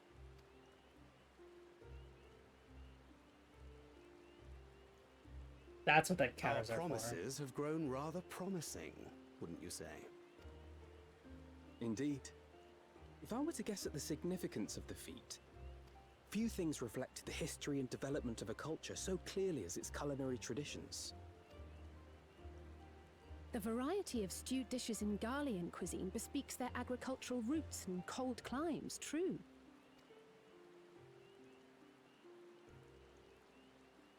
The peoples we've met on our journey, they've all had different practices involving food and drink. The Hanu replenish their magical energies with reeds, while the Pelu have turned their fondness of beverages into a living. So basically, to know a people's cuisine is to know something of their ways. With each feat, we have deepened our familiarity with a given community's history and culture. Thank God, Kona is catching on. Is this what Father intended for us all along?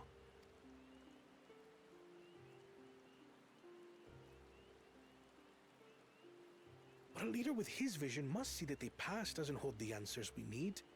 It is through embracing innovation, not adhering to tradition, that we will usher Tuli Yolal onto a more prosperous future. Kona, you can have both. You're so close.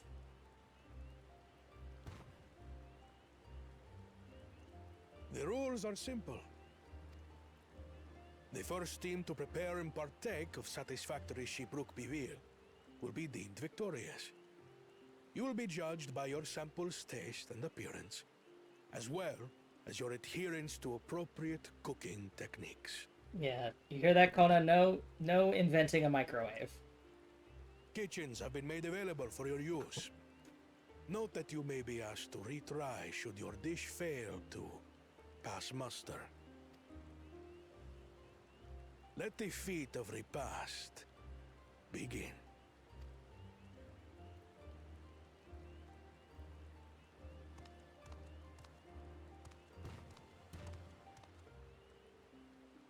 I've never actually heard of Shibruk Bibil before. What's it like, I wonder? We know she likes spicy food. I wonder if that's like a Hrothgar thing.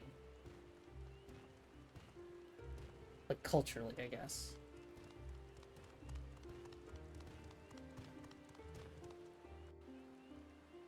Well, she likes spicy food that's not zero spicy.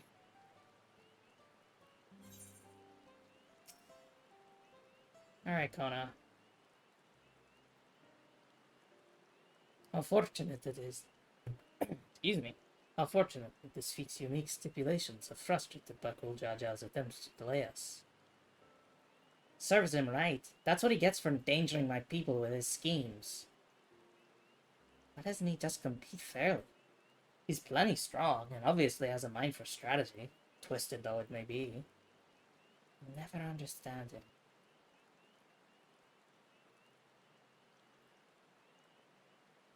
putting aside our competition for the moment, allow me to express how glad I am for this opportunity to work together. As I see it, our team possesses a distinct advantage. Of course we do. Any team I'm on is bound to succeed. Precisely. That's definitely what I meant. You mean we have an advantage in numbers, yes? Our competition has a team of 6. The 2 claimants, Srilja and Pakulja's lackeys. Whereas we are a team of 9. It's 3 more people we can mobilize. With the tasks suitably delegated, it should be a brisk affair to learn the recipe and assemble necessary ingredients. Too easy. Too easy.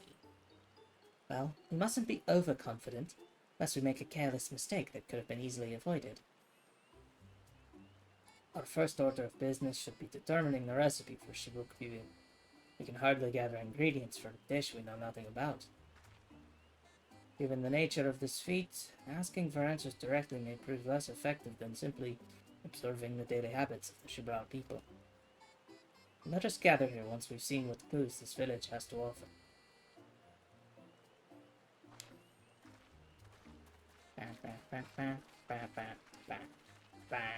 I love the oboe in this. Such good oboe. Alright. Do we have a... This one to the south. I gotta remember to hit the etherite over here. Looking for folks. Oh, there's a lookout point. I'll take that. That's XP.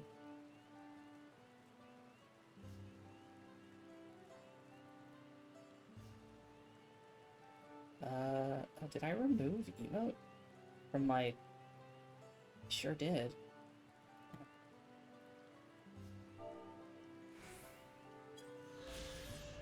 There we go.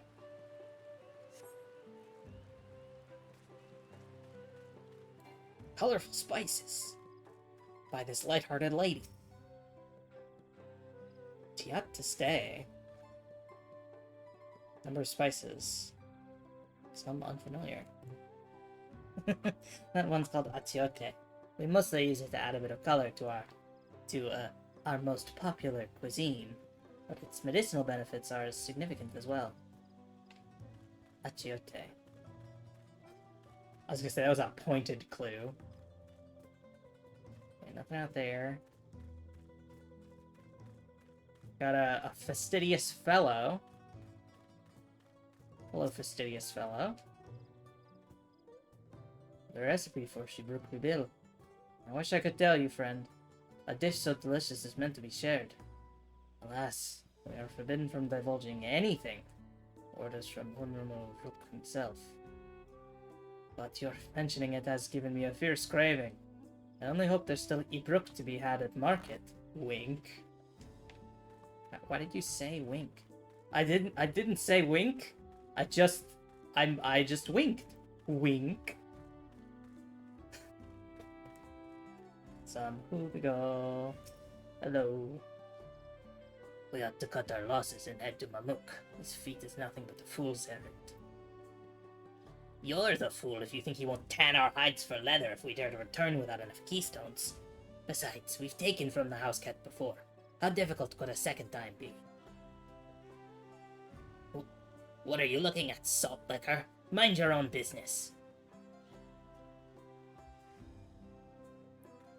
Okay, well that hasn't given me any... Oh, that's the gemstone trader, not the alpaca key.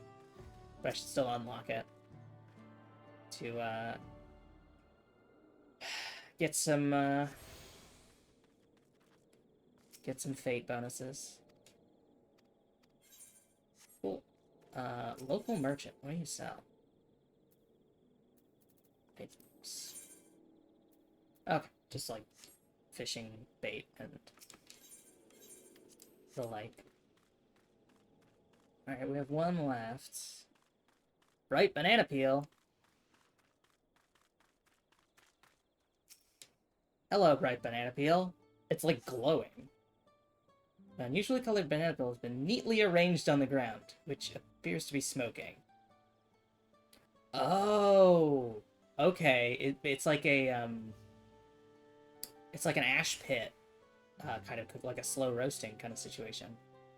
Oh no! It appears I've gone and dropped my Najul. I mean, Shatika banana peel. I could barely see it for all the steam issuing from my underground oven.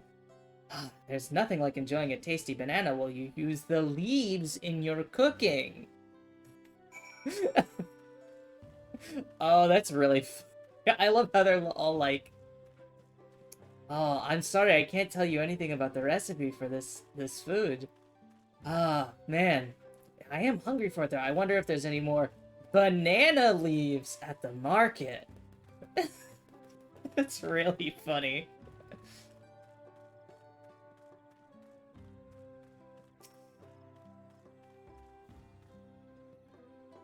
That's really, really funny. Oh, and they're tricking us by giving us, like, ovens up here, but we're not supposed to use them. We gotta do an underground oven.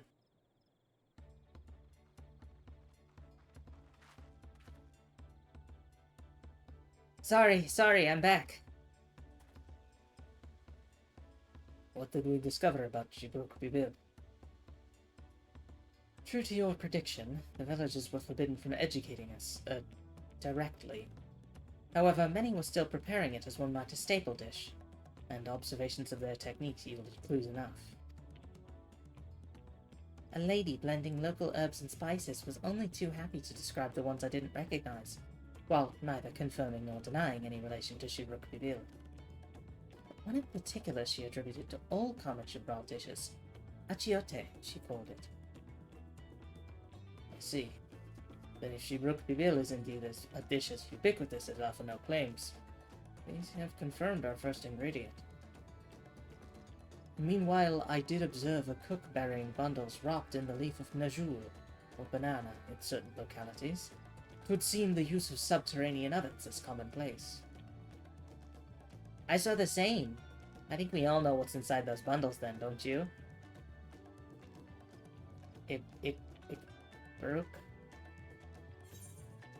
Ibruk, yeah. Ibruk, a sizzling slab of beef, or the squeaky flesh of a bipedal fish.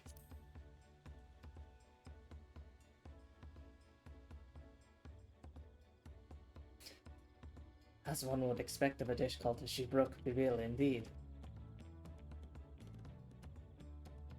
So to summarize, this dish is one of Ibruk, flavored with a combination of spices that includes achiote, and steamed underground within Najul, or banana leaves. Given our assumptions are correct, we must now learn where and how to procure our ingredients.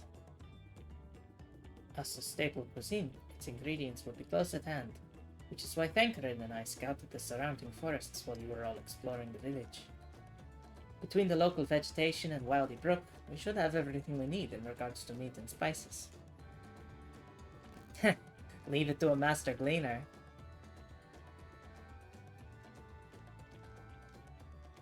With that, we should next divvy up our tasks. While some gather ingredients, others should make ready the kitchen. I can help prepare the kitchen. Permit me to assist as well. Our ovens would doubtless require firewood, and I have some experience in its gathering. Because we always send Alphino to get firewood. I too should be glad to volunteer mine aid.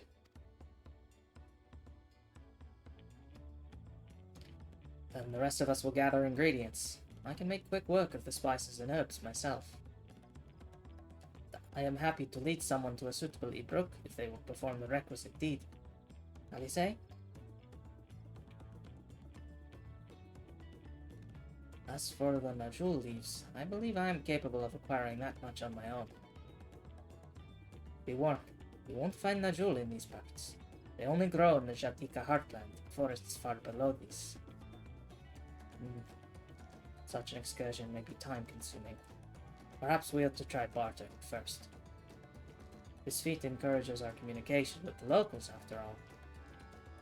Namati, Nona, if you would accompany me on my errand. Oh yeah. Going to the market to buy some banana leaves. No better way to whet my appetite. Good. Let us be about our tasks then.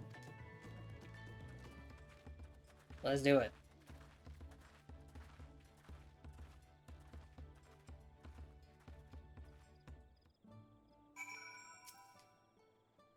Come on, let's go and get those Najul leaves.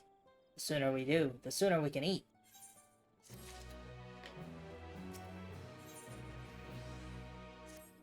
Has the look of a man intent on finding bananas. Let us see if there are no Najul leaves to be had in town. Perhaps the cook Urianger mentioned might be persuaded to spare us a few. Let's go, let's go.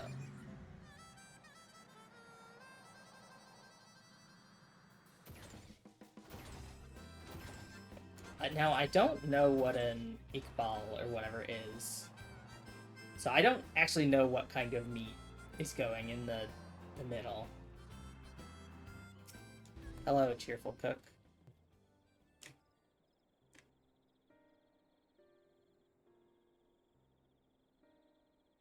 Oh, hello again.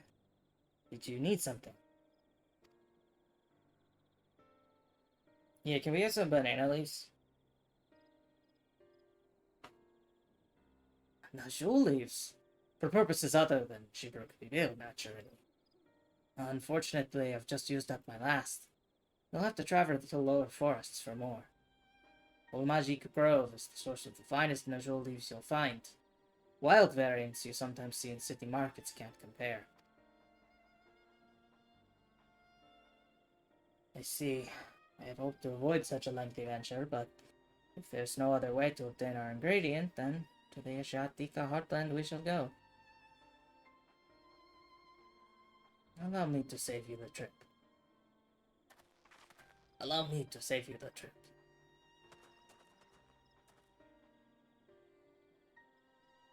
Traveling there requires that you go through the Teenbeck Traverse, but it has caved in, due to the recent storm, I expect. What? But that means we can't get our Najul leaves.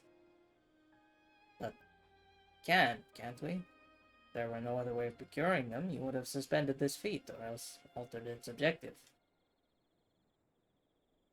Perhaps. Anyway, I apologize for the interruption, but having overheard your conversation, I felt compelled to chime in. That's very kind of you. Any last-minute advice you'd be willing to share? Only to undertake the feat of repast with an empty stomach. You might find Jibruk Bibil to be a delicious but daunting dish to finish. I can't wait.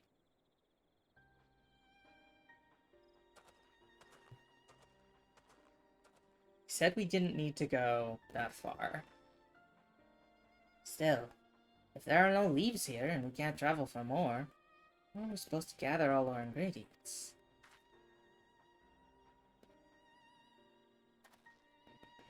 These feats are meant to deepen our understanding of the peoples and cultures of Tulihyola. So perhaps there is something about Shibruk Bibil that we have yet to learn. Something of significance other than its recipe or ingredients. Oh, I see. Like, who was the first to make it? It's history, that sort of thing. If it's Yaktel's history you're interested in, we should start with the old war. Between the Jibral and the Mamulja, right?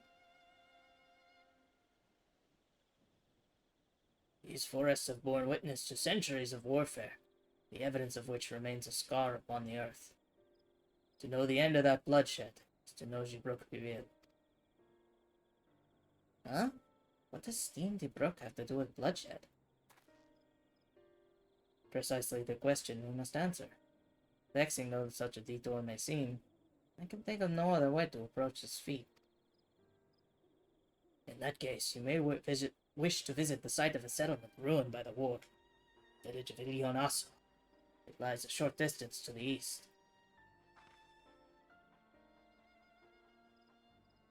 The village of Ilionaso? Understood. Thank you for your help. Come, let's go and see this place.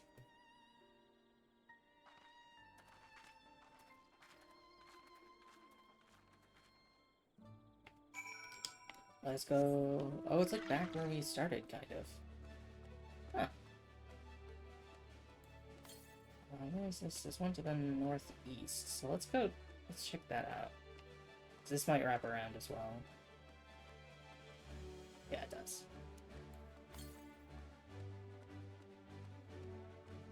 So maybe we grab that on the way.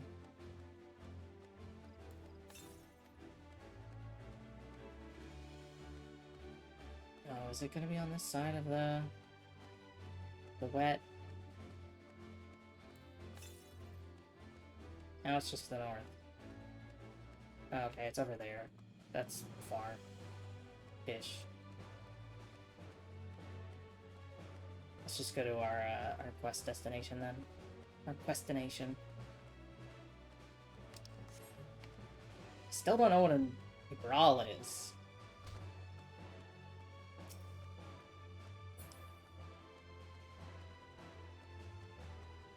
It's like a weird bee squirrel.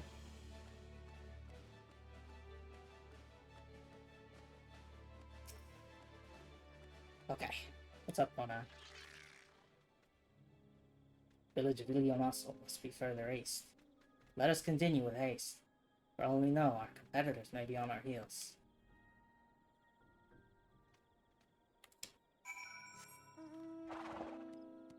Okay.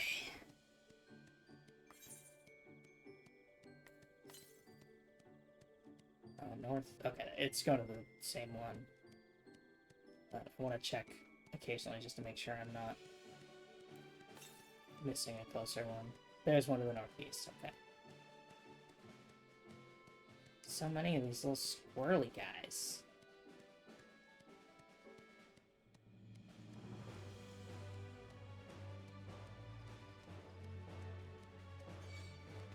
I just want to see an Ibral. I want to know what kind of creature it is that we're going to be cooking. Let's clear this part of the map as well while we're here. 129 yalms to the east. Okay, this one we should be able to get. I assume it's in the village. Or thereabouts. 70 yalms to the northeast. Yeah, there it is. Grab this real quick. The Utomu Horizon. Yeah? That's a horizon, I guess. Okay. Let's examine this dead village.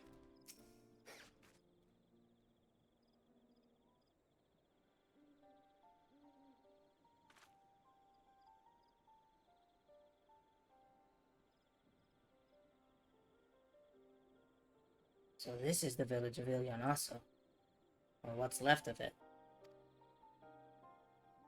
It was a place of light and life. My great-grandfather called it home, in fact. Hey, Wukevu. Wukevu! I didn't know you were in Yaktel.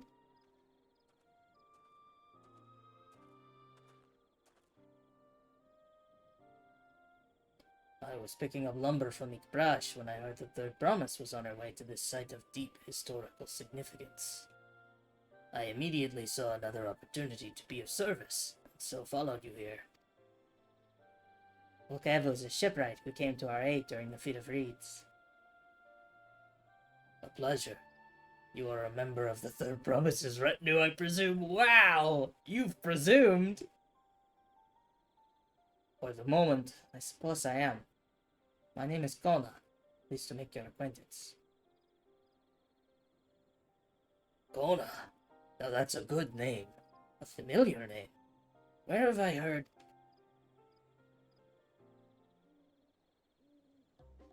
Kona.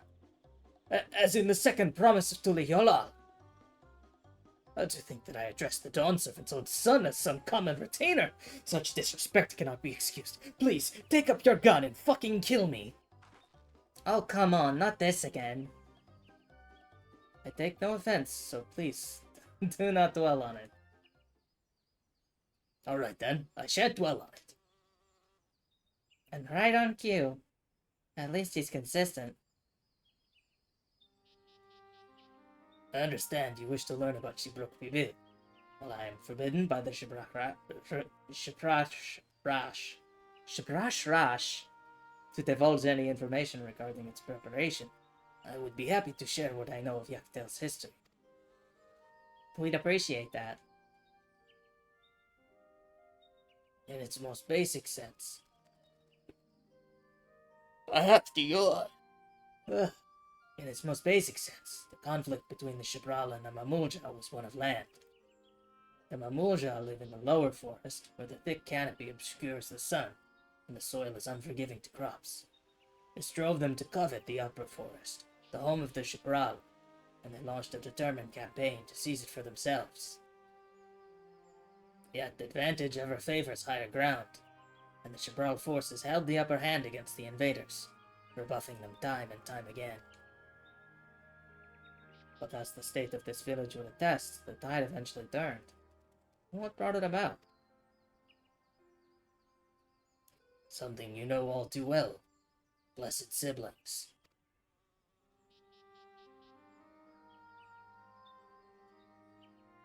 You must understand, the Mamulja were once a people as much at war with themselves as they were with others. The Hubigo, Bunewa, and Dopro each sought to assert dominance over the others, even as they engaged the Shibral in battle. In an effort to strengthen bonds and discourage infighting, Hubigo and Bunewa leaders arranged a marriage between their children. However, this political measure altered the course of history in ways no one could have ever imagined. It was long believed that partners of differing clans could not have children together. Then it happened. A child arrived who shared the blood of Hubigo and Bunewa both. A two-headed Mamulja. Blessed with tremendous physical strength and magical prowess, he grew into a mighty warrior before eventually arising as the first Autarch, ruler of all three clans. Such qualities would dispose anyone to leadership, character notwithstanding.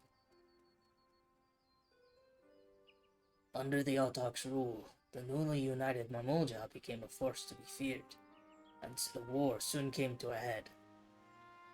I think it best you see the results firsthand. Let us visit another battlefield from that time, and there I shall continue the tale. Cool.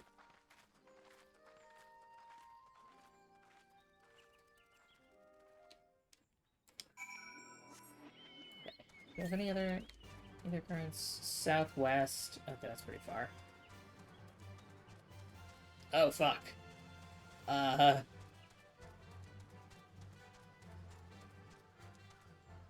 It's pretty fucked here, huh? Oh boy.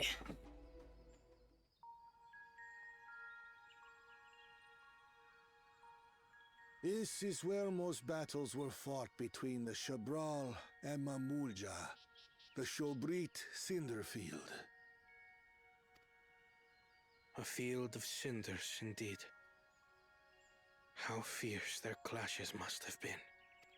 The war over these lands began after the Yoqui's departure some 500 years ago. And for 4 centuries thereafter, the two enemies repaid violence with violence.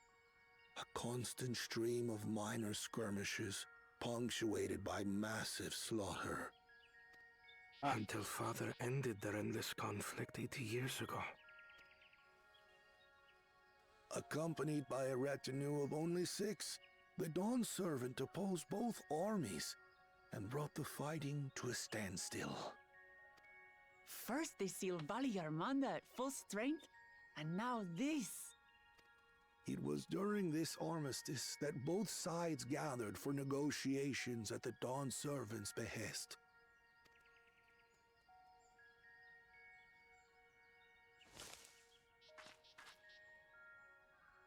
Who's just watching us? Oh, Echo time. Echo time. Echo. Echo.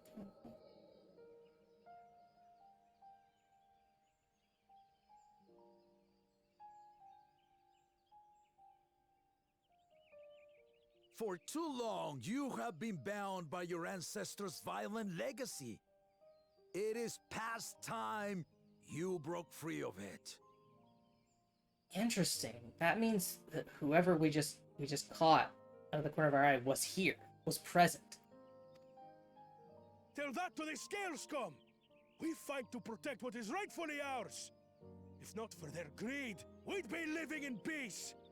They looked like a Hrothgar. Buff your tails and scurry off, then! Cowards like you ill-deserve the bounty of this forest. Even should one of you succeed in vanquishing the other, your triumph will last only until a new invader arrives. Tell me, do you know of the vast continent that lies far to the east, where numerous nations vie for dominance?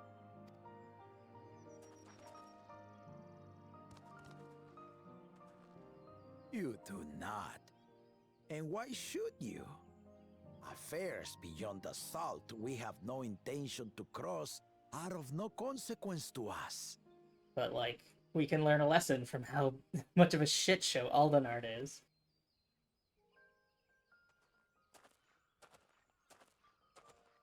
Hey, Kettenrom. Actually, it could have been Not Kettenrom. until those affairs come to Tural, like our honored visitor here. Yeah, it could have been a Rogadin. He's from across the ocean. I've been to the ocean before, and it's nothing but water farther than the eye can see. What sort of vessel could possibly reach its end? Sorry, he's from across the ocean, and the response being, I've been to the ocean. That doesn't seem right. It's very funny. That such technology exists is indisputable, as is foreign powers' awareness of Tural. If any such country were to develop a taste for Turali soil and bring to bear the might of innovations we can only imagine, what do you suppose happens then? Oh, this is really interesting. You do not know the warlords of the East, but you know that if they came, they would not settle for a single forest. I love Armistice by way of anti-colonial pact. By joining hands, we might create a unified front, an alliance capable of repelling them or any other foe. There is no greater proof of these than my companions and I. Alone we are weak, but together we triumphed over Valigarmanda. What? You defeated the Sky Ruin? I'd take you for a liar if the sting of our own defeat wasn't still fresh. Their coordination was indeed impressive. How the Pelu stymied our efforts to cripple the Yokui's legs and defend our ballistas. And when we withdrew to strike again from a distance, the Hanu called the winds to make our arrows miss their marks. In seeking to exploit their weaknesses, we only subjected ourselves to their strengths. Those strengths are born of cooperation. The guiding principle of the nation we envision.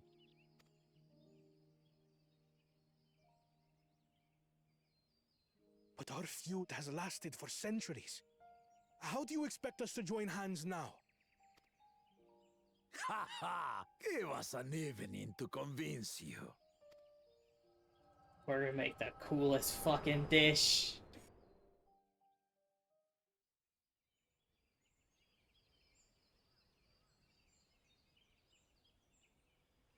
I guess that could have been the Elector.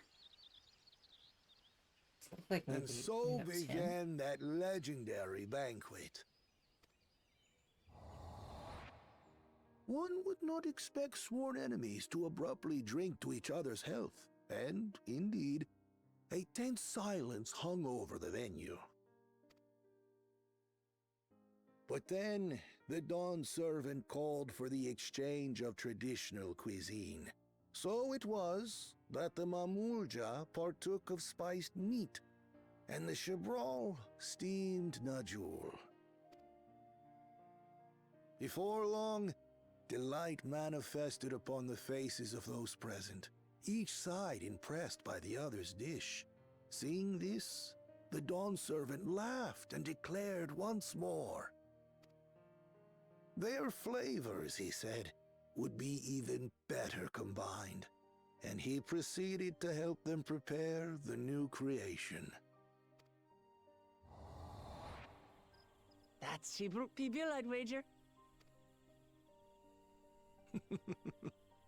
It is a marriage of Chibral and Mamulja cultures, and proof of their newfound cooperation. God, this game's so fucking good. The Dawn servant had asked for a single evening, but the feasting is said to have lasted 3 days and 3 nights. So delicious was their repast. In the end, a peace accord was reached, and the Dawn servant's words at that time still illuminate our way forward. Ignorance begets a strife. Understanding begets fellowship. Oh yeah.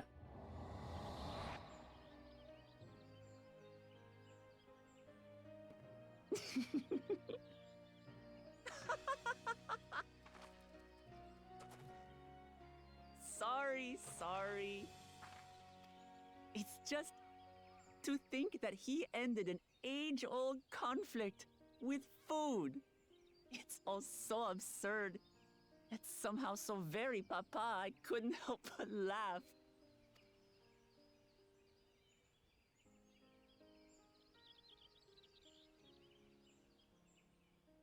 Ignorance begets strife. Understanding begets fellowship. Now then, I trust you understand the significance of Shibruk Pibil and the history it has written. Absolutely. Thank you for sharing the story with us.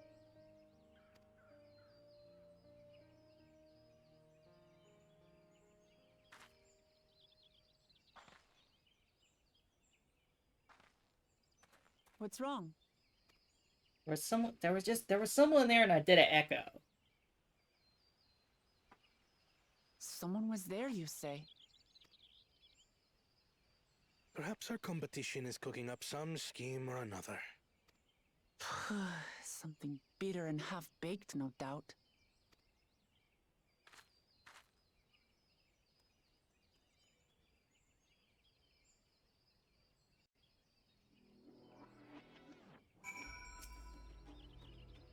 Papa really did live up to his words. He traveled the land and learned about our people's myriad cultures. And we're doing the same now.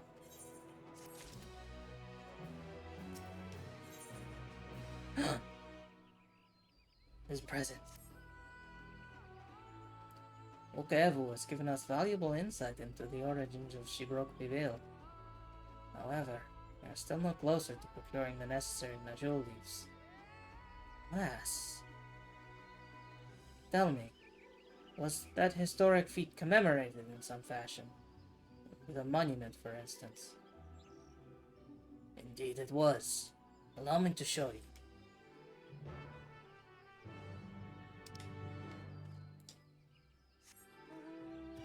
Alright, let's go. Still southwest is the closest one. I'll go around and scoop those up off stream probably. Just don't want to miss any that are like right in the path. It's like a literal burying of the hatchet, hey?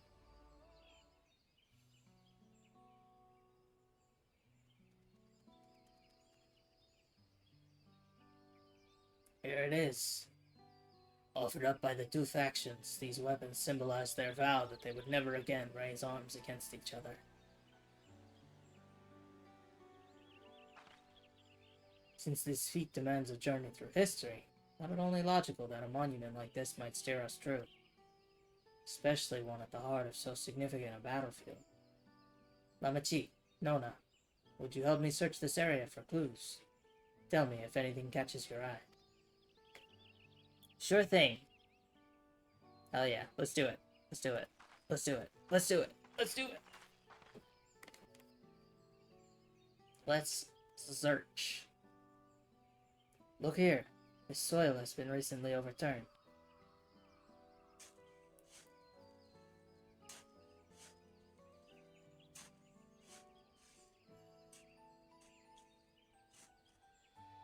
Ooh, someone buried a box.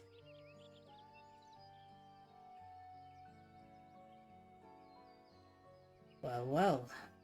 I would have been satisfied to find only a hint, but here they are. Fresh Najul leaves. What Murhuk's doing, I'd wager.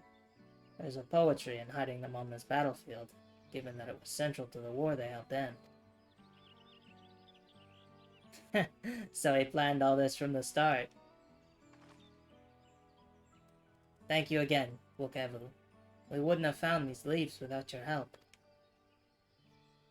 It was my honor to render assistance.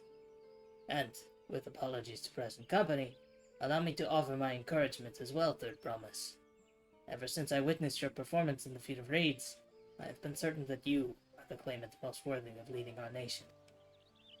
All devised solutions to the Hano-Hano's ailing crops, but you alone sought to know their culture and revive Ihana, even if it seemed unrelated to your task.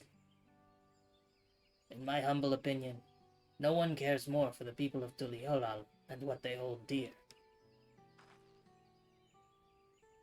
Should you again require the historical musings of an old shipwright, I am ever at your service. For now, I take my leave.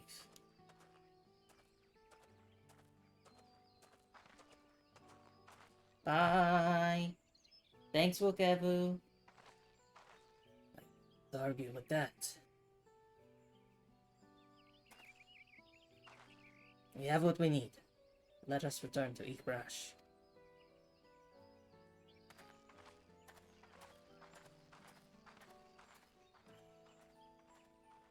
I genuinely feel like Kona's like reprioritizing, and I think that is going to make him a better, stronger leader if he does indeed.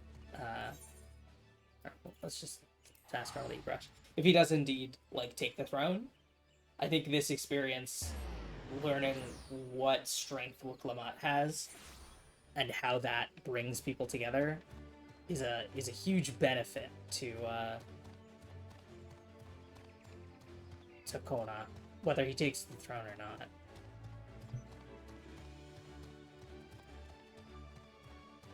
Alright, cooking time.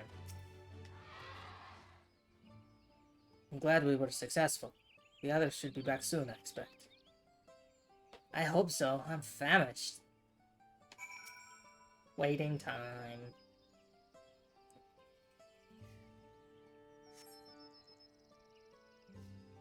I still don't know what an Ibral is.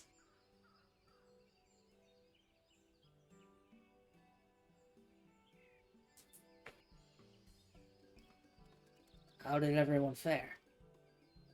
We got the Najul leaves. Wukevu came along and helped us find them. Wukevu was here.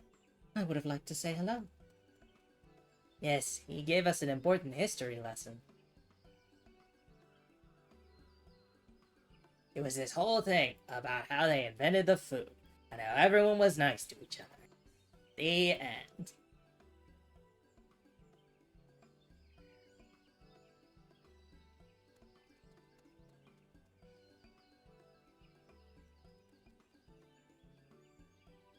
Lord Jar Jar brought an end to centuries of warfare surprises me little, but to achieve said peace through cuisine is something else entirely. I'll leave it to my old man to find the oddest of solutions. But how about the rest of you? Is our kitchen ready? Everything should be in order. Urianje and I made another tour of the village and borrowed the cooking utensils we need, with no mention of what we needed them for, of course.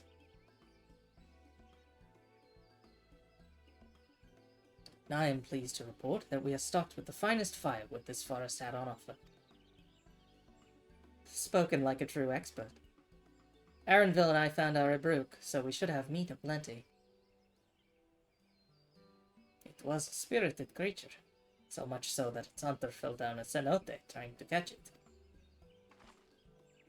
What part of never speak of this to anyone did you not understand? It's okay, Alizair, I would have fallen down in a hole too. I picked a good portion of local herbs, with particular attention to the seeds that yield achiote. I'm told our resident astrologian divined the appropriate measurements for the seasoning as well. Aye, through further inquiry...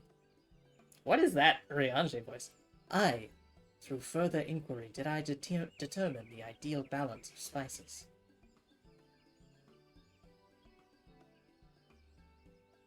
Then all that remains is to prepare the dish itself. I presume that at least one among us is versed in the culinary arts. I'm a level 90 culinarian. I can hardly claim profound skill, but I have cooked for myself. You can leave the rest to me. And you, I hope. As I recall, you are an accomplished culinarian. Yes! They remembered! They remembered that I'm a level 90 culinarian!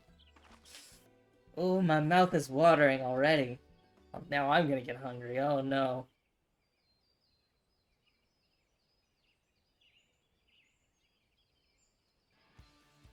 Without further delay, then.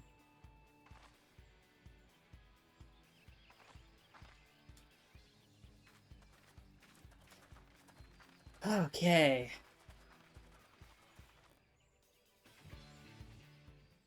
Let's do it. Let's cook. Do we get a cooking montage? Or do we just skip to the end?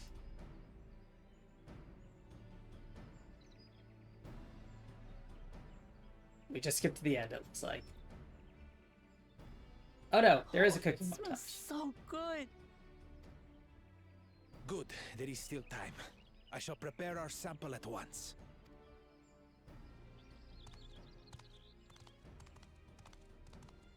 At first, I wasn't sure about being stuck with the one head.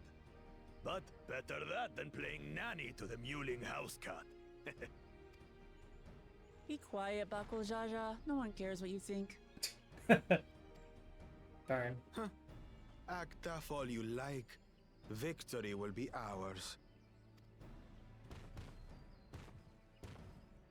It's ready.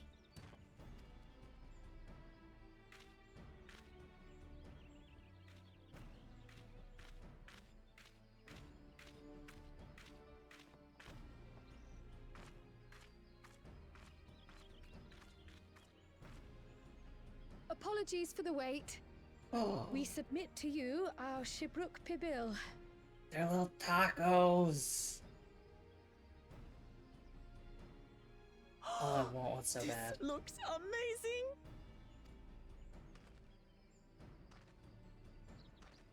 The dish is Undesirable, prepared thank you by for using the follow. culinary techniques of the Mamulja to cook the spiced meats favored by the Jabral. It is a symbol of peace between their two peoples after centuries of war.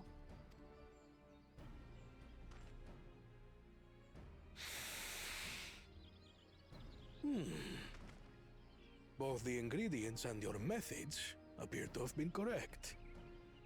Now then. Oh, moment of truth. Did we cook it good? Did we do a good cooking? It's so tiny in his giant Hrothgar hand.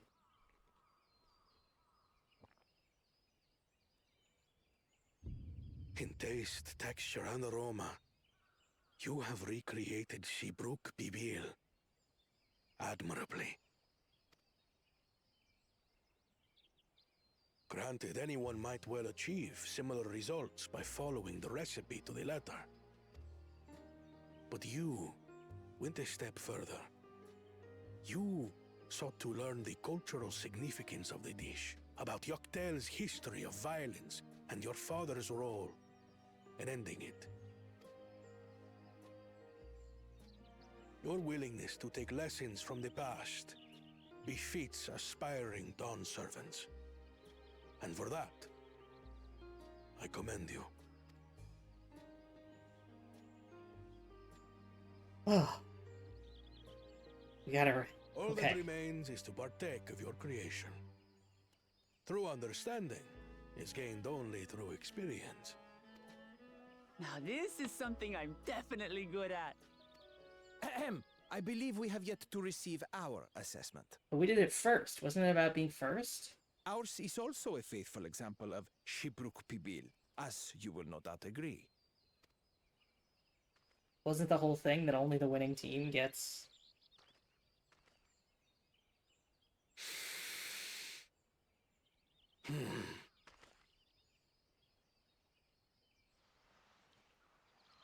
Okay. Interesting. Is that a good noise about the smell or a bad noise?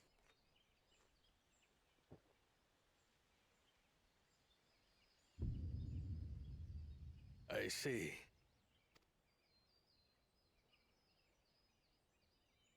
While your effort looks the part, unlike the second and third promises dish, it lacks its defining aroma. Preposterous! The meat was marinated and spiced before being steamed in an earthen oven. This is Shibruk Pibil. You forgot about the banana leaves. Oh? And what about the Jatika banana leaf? It's because of you that we couldn't get any damn leaves! You can't fault us! Other team got But leaves. the second and third promises had no such difficulty, did they? That which they needed, they acquired simply by showing interest in our history and heritage. Ugh, it's just some crusty old leaf. What difference could it make? All the difference in the world, Bakul Jaja. Your dish lacks an essential ingredient. As you have failed to demonstrate an adequate understanding of Shibruk Pibil, I must deem your performance unsatisfactory. Your team will not receive keystones. This was stupid anyway.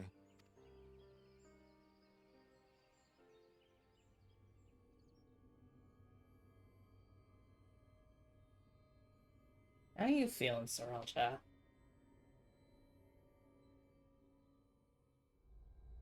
What's your emotion about all this? His ambition only grows more intense. That someone could harbor such dark thoughts towards family. Ugh. What do I care for this sham of a feat? I can always take what I need later.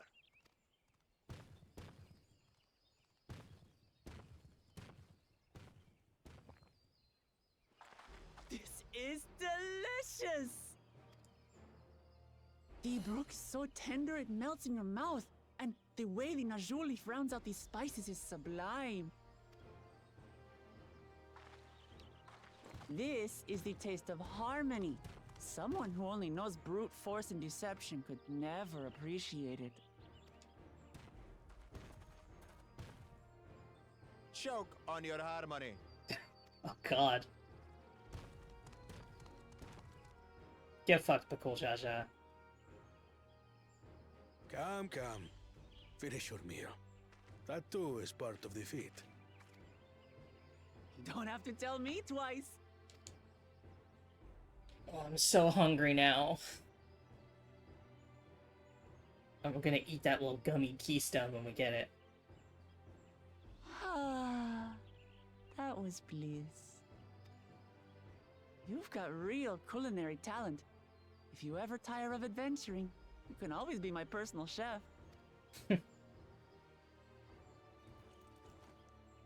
It was palatable enough, I suppose. He doesn't like the hot foods because he's a Hetsaro. To you, who have successfully performed the feat of repast, I present these keystones. What color is it? What flavor? Lemon. Only 1 feet left. We got the lemon gummy, guys. Could be banana if it's more of like a Laffy Taffy situation, but I think it's a little lemon gummy. Well, It's transparent I should get enough. going It looks lemon.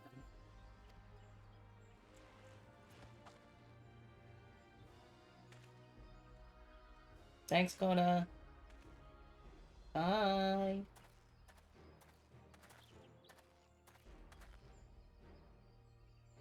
I'm glad that I wasn't paired with one of the others.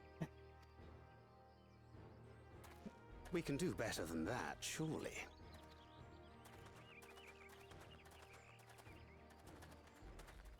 Kona learns how to say thank you. 46-hour speedrun. The 6th keystone is ours. Thanks for all your help, everyone.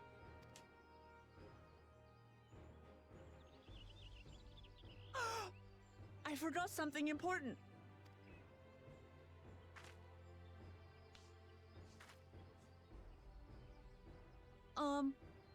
Was there any Shipbrook people left? I could really use another helping.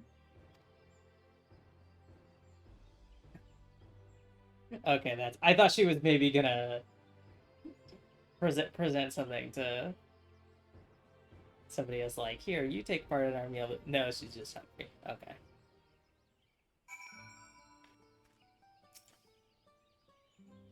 That was so good. I'm already looking forward to having Shibrook Pibil again. Here, Nona. Brown made more using leftover ingredients. You'll love it. I'm thinking to buy more for the road myself. Now that the feat of repast is over, the villagers should be free to offer it to us, right? Oh, it's like a little for your housing. That's fun.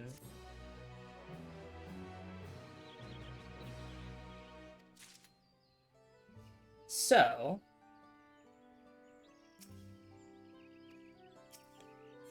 let's see what this is. All 94. Do we want to start that? Oh my god, it's so big. Is this the only... Okay, no, there's an Aetheryte in Mamuk, so there's 2 Aetherytes in this zone. I think maybe we end here for today. What's this? What is that? There's like a green over there. Yeah, I think maybe we end here for today. Because I'm tired and also so incredibly hungry because of that scene. We can maybe get the next keystone tomorrow. I don't know if I'm going to be streaming tomorrow. I might stream. Otherwise, I will definitely be streaming more on Friday. I will be playing through more Dawntrail. So, for now, let me see who I can send y'all to. I don't know if there's anyone else who's playing Final Fantasy. For those of you who are interested in the drops. Let's see, what's Baz doing?